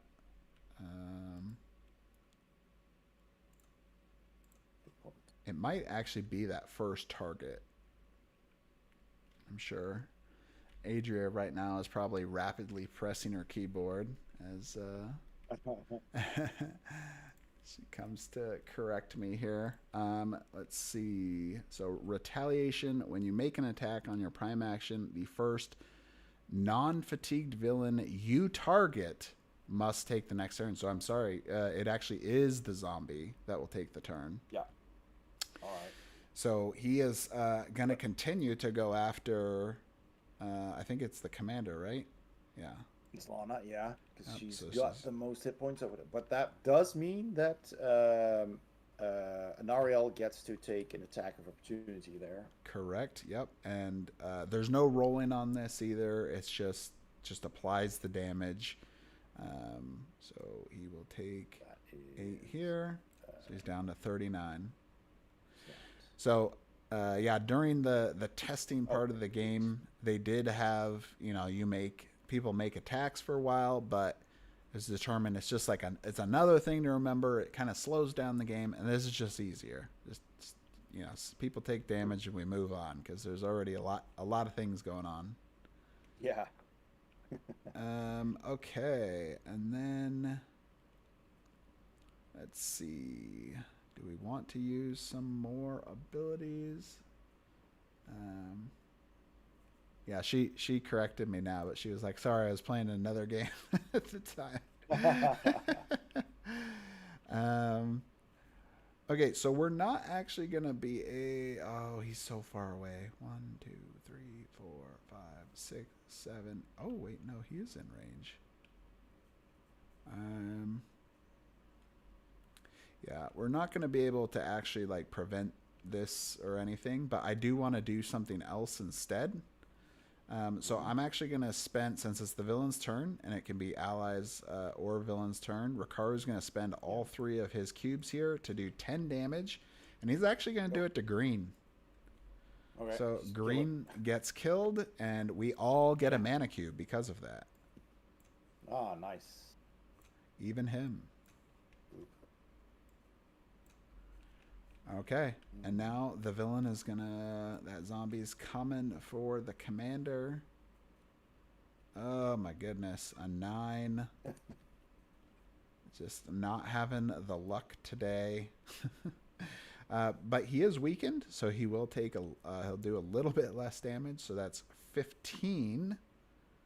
And at least we did one thing good here, Raymond. See how Neri is kind of back here next to the commander? He won't be able to get his isolation bonus. So that's going to be huge. So instead, that's just 15 damage. 11, 12, 13, 14, 15. And so that's counting that weakened there. But he still does get the push 4. So 1, 2, 3, 4. And that'll be it for red. Okay. All right, back to us, man. Yeah. Let's see what we can do here. Go next. What can we do? How's Ricardo doing over there right now? And by the way, I think we keep forgetting to do the mana cube. I think we've missed a few. I know I just missed that last one. Oh yeah, because you used an ability. So there. Oops, that's the wrong token. That's the right token. I don't know if there was a second one or not, but we'll just go with that one. And who do we want to go now?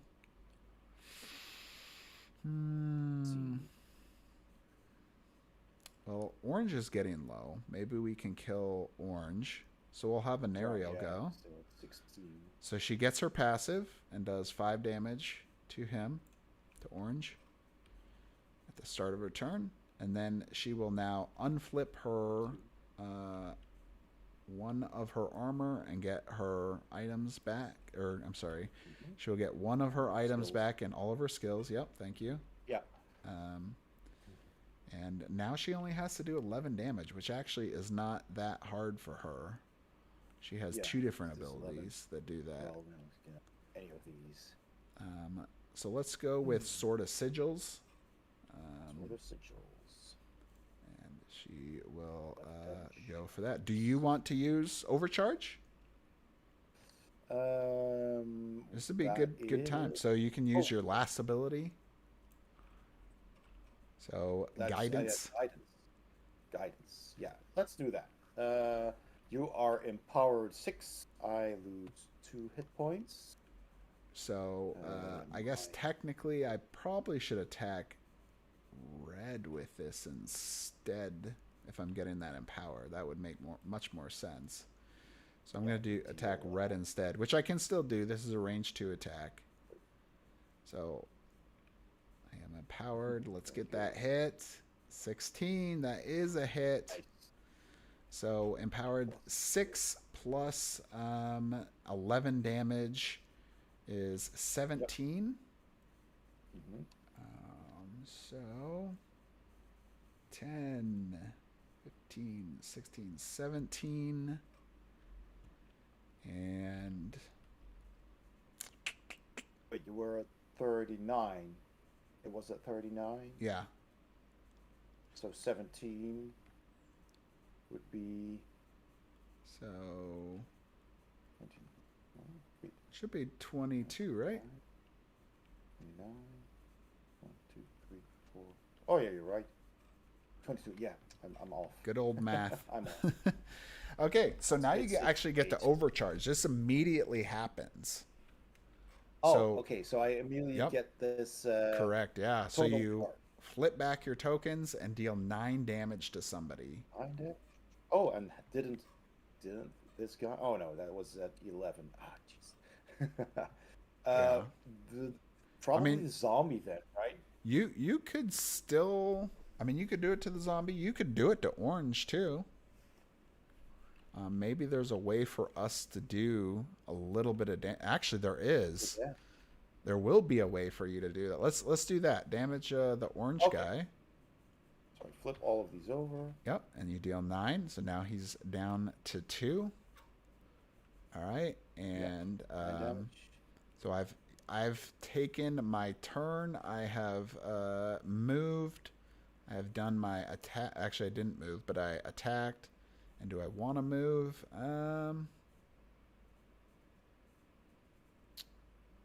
I guess I can just, sidestep 1 over here. And then that'll be the end of a Nariel's turn. So technically we attacked red, so it wouldn't be a villain turn, but that's okay. We'll figure out another way to handle this here. If you hadn't moved there, wouldn't you be mobbing the Reaper? Or doesn't it matter? Yeah, we're going to kill the Reaper anyway. It was, really, but yeah, I was attacking the zombie. Mm-hmm. Yeah, but for later. But we're going to do the 2 damage. Yeah, he exactly. It won't really matter here. Dang. So sometimes it's just like a little bit off, right? Because we won't get a villain turn because red has actually already gone. So, so unfortunately, we're not gonna get that, but that's okay.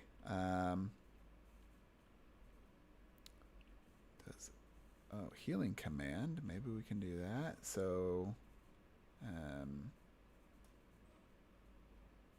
our pet here will. I think we're too far away.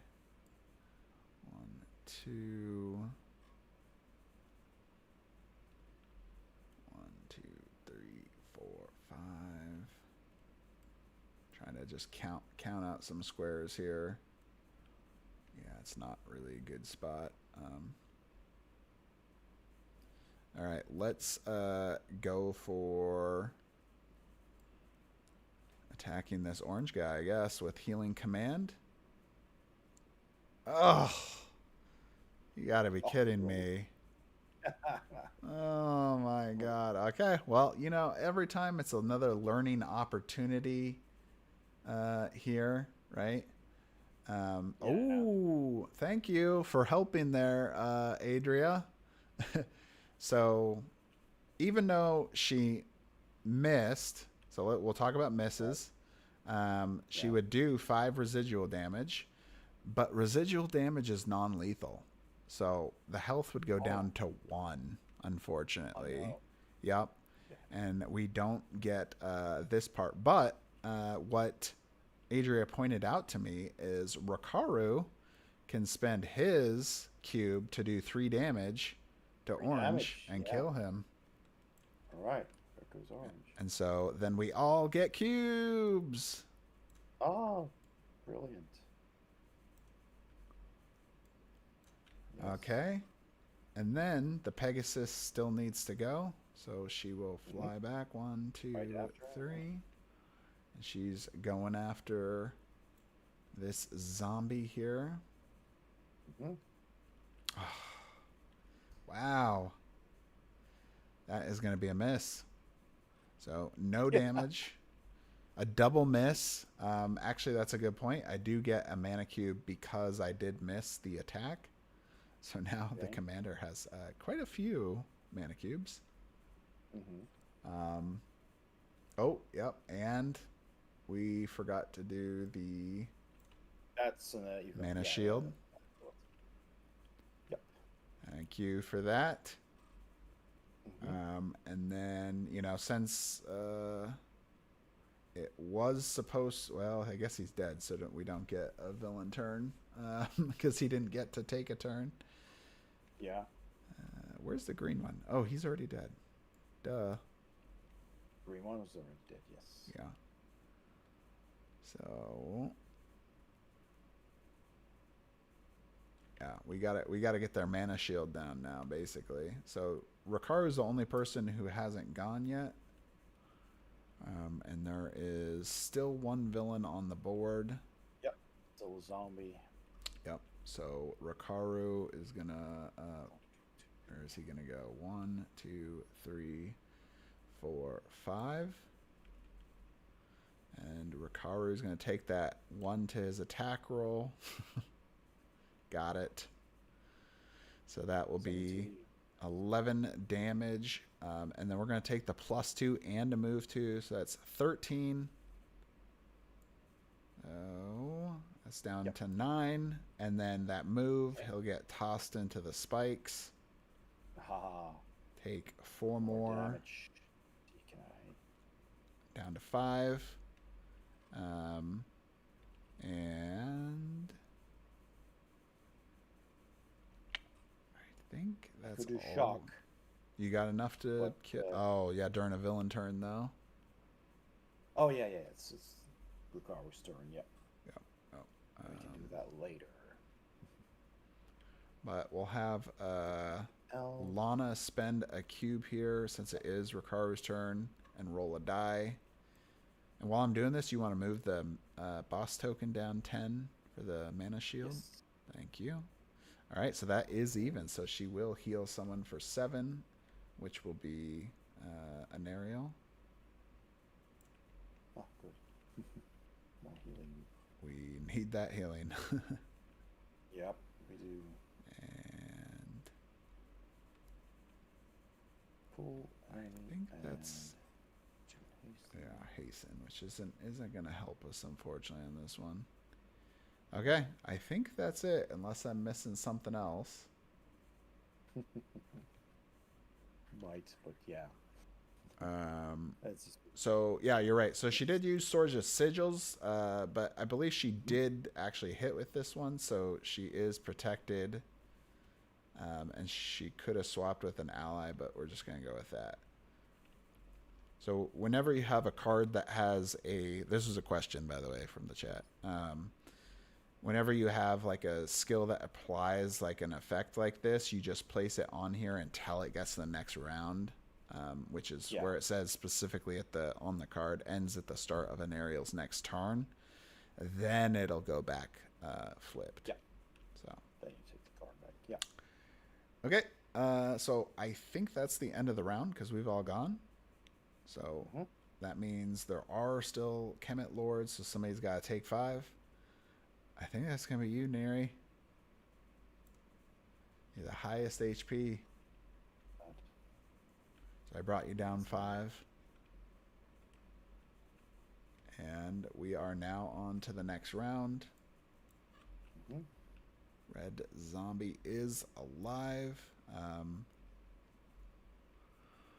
But he needs like a love tap.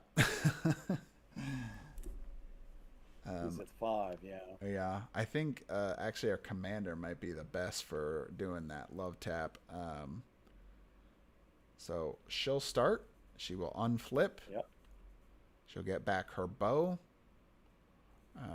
And she has her healing command, which we will try again here. Let's oh wait, 1, 2, oh dang it. She's too close. I was thinking about trying to show off focused, which is you are at range that there's no enemy within range 3 of you. You can be focused, which makes them exposed. That's a good way to increase your chance to hit, but you can't move if you do that. Yeah. Unfortunately, he is at range 3, so we don't get to do that. Yeah. So she'll just do healing command normally anyway. 18. Woo, that was really close. And she does get it. So that's going to be 5 damage. And then it says move 4 your companion, then heal 6 the hero closest to it. So move 4. 1, 2, 3, 4.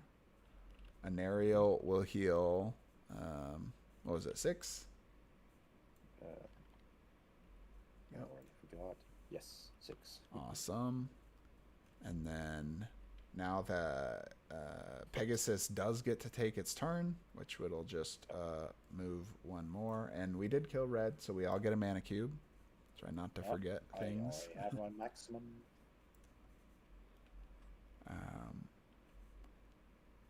And yeah, he needs to get one. So you can actually do one of your abilities here for the Pegasus, maybe. Make him empowered. Good. That works just as well as on the pets. Yeah, let's do empowered. Why not? All right, so that is a hit. So it'll be 6 plus 4, which is 10. And we had somebody did one more skill. Oh, you just did a skill. Duh. I did. Okay, so that's going to break that shield. And so that is actually we did it all here in one turn with Lana. Great. Nice. So if all villains are dead, oh no, I'm sorry. We need to read the next part, which says as soon as mana shield drops to 0, Yazard deals 8 damage and removes 1 mana cube from the closest hero. So that would be Anariel. It's the closest hero. And then removes its figure, which I think is the spy. And then Zahenna deals 12 damage to the closest hero, then removes its figure. Ow. Anariel taking 2 separate hits there. Okay, so everyone else can move up, I believe. So, because only the commander has gone. All right. Still. We could get a cube. We're not going to do that. So she'll go over here. Oh, you interact with the barrel? Yeah, she's going to interact, so everyone gains another cube. Yep, get my cube back. And then, so that's 1, 2, 3, 4, 5, 6, 7, 8, 9, 10, 11. Oh, wait, no, I think she can only get 10 with a double. Yep, that's right. So move there. I just have basic 5. 1, 2, 3, 4, 5, 6, 7, 8, 9, 10, 11, 12. 5, 6, 7, 8, 9, 10. Awesome. All right, now we got to read 2.4 now that the round is over. Yes. I'll let you do that. All right. There it is. Can you move your cursor? Sorry. The portal is even stronger now. The ritual must be almost complete. Remove the big red door from the grid and place barrels as on the map. The last hall is at least twice the size of the others, with 2 more Kemet lords in it. One of them wields his great sword, positioning himself quickly in front of the other, who is levitating with his eyes closed, holding the pendant of his necklace with one hand. "They're here, Gulag, my captain." He glances back at you. "I acknowledge your courage, but our victory has already been predicted. as well as the death of you, Barailmer orders you to awake. He thrusts his sword into the ground, emitting a magical glow, causing a spirit, 2 skeletons, to rise from the ground toward you. Oh boy. no. So you get a Reaper, and a Spectre. Yep.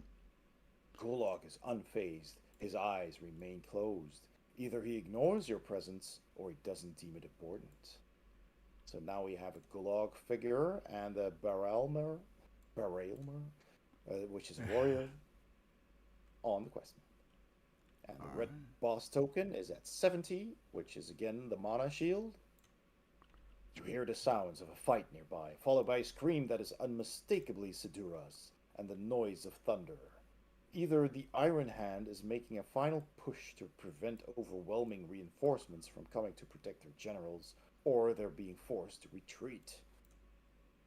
The circumstances of a quest may change after it begins too. We have some information here. We did have the Warfers saved, so we apply the following. The members of that family had learned a few things about the positioning of Khmer troops near the walls while they were trying to escape. They met Iron Hand officers farther down the road and made them better informed when they launched their assault. Consequently, Kemet necromancers in the perimeter were more harmed than expected. So the Reaper, the other Reaper, and the Spectre each take 5 damage. Huzzah! Because we saved those villagers. Yep. So there's yep, there you go. Some good things here because we did actually help them out. All right, where did that blue token go? I'm not sure, so I'll just grab this one. So what? Let's see, 70, 80, 95. The Spectre has 95 health. That is incredible. Resume to event 2. So event 2. And the Reapers have 40, but they do take damage. Yep. So yeah. So let's move the. How much health did they take? 5. So Okay. this one goes down 5. Where's the other one? We have one at Did we forget? 35. We might have forgot to do the orange one here. Yeah, the orange one is then at 30. Oh, yeah, that one's over here. Oh, okay. I'll take it. There it is. Thank you. There it is. That's 30. The Reaper also took, oh, not the Reaper, the Spectre, I believe also took, yes, all 5, also 5. Okay. damage. So I moved her So down. that's, yeah, 19. Okay. Okay. So now I'd like to point out what the next event says. It says as soon as this last mana shield drops to 0, you win the quest. Then read 2.5. Oh. So we don't necessarily need to kill all these guys. We just need to get that mana shield a lot down. of skills. Yeah, use skills and try to damage specifically that shield. Yeah. Okay. So, yeah, this is a good opportunity here to try to go crazy as much as we can. Yeah. Use all the specials. Yep. Go wild at the end. They All right, are that's cool. on guard, so I suggest that we do just take 5 damage so we can get closer. Because like Lana, for example, right, is all the way back here, so she's not going to be able to help at all. Oh.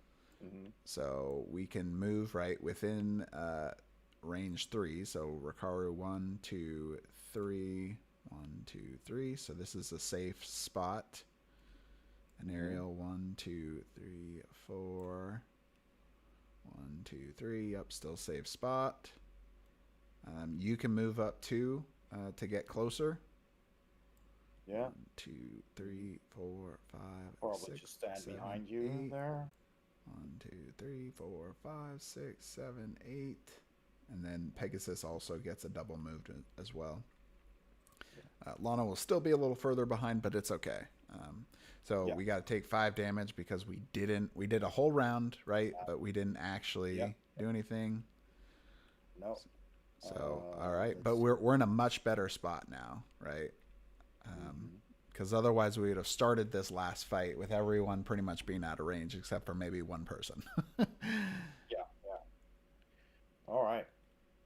All right, So, so we got to go hard, man. We got to go yeah, hard. I could bless an Ariel, and then an Ariel could do one of the ultimates. Yeah, yeah. How about black hole? Black hole. Yeah. Go for So we'll have 20 damage an plus aerial go effect, up. which is deal 8 damage to all other enemies in 3 of the target. So yeah, okay, I'll bless you. All right, so an That's a aerial. cube. Silver, Actually, which I guess also one thing to note is special. So, and this is something you'd probably only remember if you really read these condition things here, but it's roll twice, use the best result, apply only on primary attacks, unfortunately. primary. Um, Okay. just because specials are so strong So that powerful, yeah. right that the effect of a bless is exponentially better. Yes, So of course. one, So you two. want me to wait with that, or you want to do a regular attack? Yeah, you just wait for that. Actually, do you have this one? Oh no, you don't have that one I'd have anymore. to spend 2 cubes, but I can. Yeah, you could do that again. Sure. You're empowered. All right, empowered 6, right? And the shield loses 10 hit points, or have you already done that? I haven't done it yet. Yep. And so Move I'm that to actually 6 going to directly actually attack the shield with black hole. shield. Yep. So if I get that, that'll be 26 damage. I do. 14. So Yeah. 26 damage. And then it says deal 8 damage to all other enemies in 3. And the target I was going for, by the way, is Golug here. Yeah. So deal 8 damage to all other enemies in 3 of the target, and then place them in a free square in one of you. I can't move these guys, but I Yeah. can do 8 to the Spectre, 8 to the Reaper, and I can't move him, but I could still do that 8 damage technically. Sure. So that will be 26. So that's a massive amount of damage there. And you know what? Let's do 5. Let's do 5 more. Let's do 5 more with the long sword. Oh, yeah, right, with the Yeah, the weapon that you, exactly. All right. So, that was some Kamehameha attack you did oh there. yeah, going crazy hard. And the best part about this is we actually aren't causing. I was just sorry. I was reading a comment. We didn't actually attack any of the other villains, right? We just attacked the Yeah. shield, so we don't cause a retaliation. So we can actually There end you go. this on this turn. Um, We need to deal 21 damage. oh, you And can do the it. ultimate Let's let you do it. Perfect hunt. perfect hunt deals 17 damage per hit. Let's see. Can you move far Uh, enough? Let me see. 1, 2, 3, 4, 5. Because you'd have to be in a line like over here if you wanted to hit both of them. Actually, you don't need to because I'll just spend a cube yeah, and move 2 for you. So moved. 1, And it's 2, and you're hastened. hastened. One, Mhm. 2, 3, 4, 5, 6. Yeah, and so because I used the skill, it's down to there. So you just got to make just that one hit. That's it. 11. Let's get someone. Let's see. It's 12 plus effect. Oh, I was gonna say just do perfect hunt. Just you're Yeah, against yeah. either this warrior Browmere or the Deathbringer. I could do any attack, but since it's the end of this, the quest, you get Yeah, them all back anyway. correct. Yep. And in a straight line, but yeah, I'd attack multiple things, but I just need to hit it. Yeah. So okay, all I need to do is just hit. Yeah, and while you're doing And that, I'm gonna spend. Oh, I guess hang it on, won't matter. So, how many? What's the defense of if I'm attacking They have a Gulag? defense of 2. It's Oh, ridiculously low. okay. It's That's what it written. says here. Yeah, it's specifically written in here. So basically, it's just as Oh, long mana as you shield don't. defense stat. Yeah, as long as you don't hit a 1, you got it. Okay, all right. Well, let's go then. Yeah, so someone asked about Sword of Sigils. Yeah, it would get flipped It's because a an 10. aerial was supposed to do it. It's a Boom. 10. All right. So, So that is going to and that's be enough damage there. Perfect. All right. So let's that's ah, it. We accomplished the primary objective. yeah. That's the end of the quest. So let's read 2.5. Let you read 2.5. Drops. Yeah, 2.5. All right. Let's see. Here it is. Whoop. Read this only if you have won this quest. Gulag doesn't seem as weakened by the interrupted ritual as the other generals. He was carrying a skull, which he now puts on his open palm as he finally glances at you with a faint smile. You immediately feel paralyzed as a powerful wave of necromantic energy spreads throughout the scene. Then you're knocked off your feet. Each hero takes 25 damage. Oh my gosh. Oh, so that would At knock least out. one hero. Yeah, Yeah. knock out an aerial. If at least one hero has more than one hit point, go to 6. Otherwise, go to 7. Yeah, so So, we oh do. yeah, yeah. Everyone survived except an aerial. An Ariel gets knocked out, Yeah. and what's his name? Rukaru is at 1. Yeah. Right. So, and then we read 6. Barelmer is impressed to see that you are still standing and prepares to attack you when Gulag breaks his silence for the first time. Put down your sword, Barelmer, for I did not give you that permission. Indignant, Barelmer glares back at his captain. Does it continue? I think so, yeah. Okay, flip over the page. There we go. Oh yeah, there we go. But why humiliate them like this? I was only going to give them a dignified end. Gulag walks towards a portal, already preparing to leave. I don't remember asking your opinion, Barilmer. Now come, for we have much to do.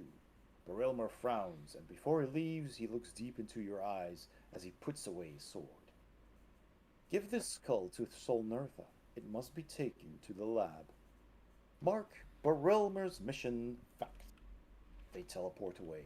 You've survived the powerful magic, but it begins reanimating the dead bodies in the whole place. You escape to find the Iron Hand troops and return to Warfugi. 8. And then 8 is the conclusion victory. Mark this quest star. We check it. Slot in the log. And after being properly healed, you meet with Sidura for a debrief and share what you've learned about your enemy. Awesome. So we check off Fisherman's Wharf, I Yep. guess. Yep. All right. Yeah. So mark this quest. So they actually show you the picture of the last quest. I think they're just trying to indicate this is where you go, because All this right. quest was know your enemy, right? Number 2. Yeah. So All they're right. just Yes. telling you you go there and then check it off, which I've done here Yeah. in our campaign. Yes. And Barelmer's mission is also checked. Correct. Yep. And I checked that off as well. Wow. That was some a mission. Yeah. So then there's a few other things here. There's some more, kind of story stuff about each of these villain characters specifically. And then there's stuff about getting a quest card and removing an adventure card. And then you'd mark some war points and stuff. And that's it's still sort of tied into this tutorial. But, I mean, you would still do something similar to that, even if you're playing like a regular quest where you're going to end up marking masteries in the campaign book. So in this case, it says, mastery secrets of the empire. So then you go down to the campaign book or campaign log and you click that. And then you also add a war point right there.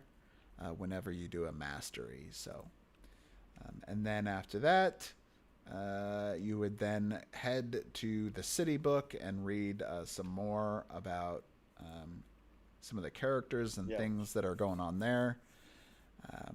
Like I said, the ultimate Tanares stuff is going to have a lot of this stuff more combined, or we're going to change some of it in a little bit ways to make it a little easier so you're not, flipping as much through the book. The problem was this was intended to kind of, get everyone prepared to how to use the different books. But unfortunately, some people, I think may have thought that that's maybe how most of the game is. But that's not actually the case. It's just teaching you how to use it. So when it comes up later, you know how, not necessarily that you're constantly flipping through the books. Yeah. Okay. So that's a criticism that we've had since the game came out, specifically with the tutorial. So the tutorial is actually being reworked to be easier to understand, less book flipping, more of just the information being directly written as to what you're supposed to do, and not having to look around for things. Yeah. But anyway, that's pretty much it. All right, cool. Yeah, I mean, it is a lot to take in. There are plenty of rules that you need to remember. It's not that they're difficult. The rules are pretty simple and straightforward, but there's a lot that you need to remember. You easily can forget stuff because, there was this rule or this thing for this mission. So you need to, pay attention is basically what I'm trying to say here. But of course, if you're playing this with a group of people, then you have a couple of eyes on, so you don't have to remember. It's just when you're playing solo that you really have to concentrate on remembering everything. Yeah. But I mean, like you said, if you play this for the first time, you might have some difficulty. You might forget some things. But if you persist, if you just power through the difficult parts for a bit, then you will of course get better at it because you start remembering things, and I feel you will be quite rewarded with what this game has to offer from what I hear, and after this first experience, I thought this was a lot of fun. Good. It is indeed very strategic, just like Arena the Contest. You're dealing with positioning, line of sight, empowering other characters, buffing each other or dealing damage on the enemy's turn with the sheets, with those skills that you have with the cubes. I think that's a lot of fun, and it's a fun experience so far, and I do love the storytelling bit. That's just something I really like. But it's good that there's an option to skip some of those if you're not into that. So it certainly is a game that you right away from the start you feel that the designers put a lot of thought into. Oh yes. There's been a lot of gameplay. I mean, the quests have. I don't know the exact number, but I'd expect most quests have probably, maybe 30 some more plays or 50 some plays per quest at least or something. I mean, I could be a little bit off on that, but they've spent a lot of time testing out the quests. And another important thing too is in the special rules, right? We had this mana shield thing, right? And every time we use skills, we could damage their shield, but at the end of the round, right, somebody would take 5 damage. Well, each quest has its own kind of mechanics. They're not all going to be the same. So they've put in a ton of effort specifically to do this, where you are going to always have a different quest experience. It will never be exactly the same. Just for example, there's a quest where you're you're playing Battleship essentially, and you're trying to move things around. So it's kind of like Battleship, and there's so many crazy ones. One of my favorite ones is there is every time you spend a mana cube, it goes into this corrupted rift or something, and so you can't get your mana cubes back until like later on when you can use the corrupted rift power, which basically is a super strong, effect. It's like a level 3 skill or something that you can use out of the cubes that are in that corrupted rift. So there's lots of different ways that you're doing it. It will never be the same. Okay. Yeah, cool. Yeah, I figured it much from just, leafing through the storybook, the quest book. You see so many different, just the setups of all the pages are different, all the different rules. So you'll be in for a surprise every mission you play, which is excellent. Yeah. It's massive. This is really an epic game. And yeah, exactly. I mean, from the unboxings on my channel, I put all the unboxings there. You can already see that the components are excellent. The artwork is amazing. You can just already see here in the book the bits and pieces of artwork that are here. But there's a lot of it, and it's absolutely stunning. So that alone is pretty impressive. I also like the theme. It's just not just another fantasy, but they built this entire world with lots of lore, much so that they even managed to write 3 books for a full 5th edition RPG set. Yep. So just not just this Tanares game, which is already huge, but they actually wrote a full tabletop RPG with all the lore they had. Well, so and we have the original art book too. In fact, if anybody's interested, we have our community Discord, and in there you can actually go and get the digital form of that lore book, art and lore book, for free. It doesn't cost you anything, and go in and start diving deep into the world. Yeah, absolutely. Let me see if I can quickly whip up the Tanares community. I think I sent you the link. I am in it, so I'm trying to see if I can. Let's see if I can find the link. I'm not that good at Discord, to be honest. Well, I sent you the link in our chat too, so you could just copy that. I'll copy paste it there then. Yeah, that way you don't have to try to generate one. Yeah, we got lots of different quests, tons of amazing miniatures, giant boss creatures, right? We got undead dragons and the penumbral dragon. We have the penumbral trass. This augur, which is kind of looks like what are they called? Like a tentacle beholder, kind of. Exactly. Yep. It's not an eye beast, but it has like these big tentacles, which is pretty cool. Yeah. Yeah. So there's lots of super awesome cool stuff. Isidin, which is the big gigantic gold dragon. You can get these pre-painted or unpainted. So there's gonna be lots of options. So yeah, June 27th. Come check it out. All right, June 27th. Noted. And there'll even be things for returning backers too. So even if you already have everything, we're going to be having some of the errata books, right, and things updated, and then of course things like I mentioned, the foreteller. So you can get foreteller. The city board. This city map can come as a board instead of the poster, like what it normally comes in there. We really tried to focus on like deluxifying things that people already have, because we know that this is a newer game, so they don't want to necessarily buy a ton of new stuff, but maybe they want to make some of their existing things just a little bit better than what we had planned originally. Yeah, even more. Yeah, exactly. Cool. All right. Well, James, thank you so much for your time and your Raymond. explanation, and for collaborating with me to make this playthrough happen. I've had a lot of fun. Good. I hope you did too. Yeah, man. I always enjoy playing. Yeah, it's super cool. So again, everybody, I just posted the Discord in my chat as well, and also your channel, James, the Flanks 06 on YouTube. Thank you. and the website for Dragori Games if you want to check that out as well. All right, I think we can wrap it up there. It's 11 p.m. here in Europe, so it's late.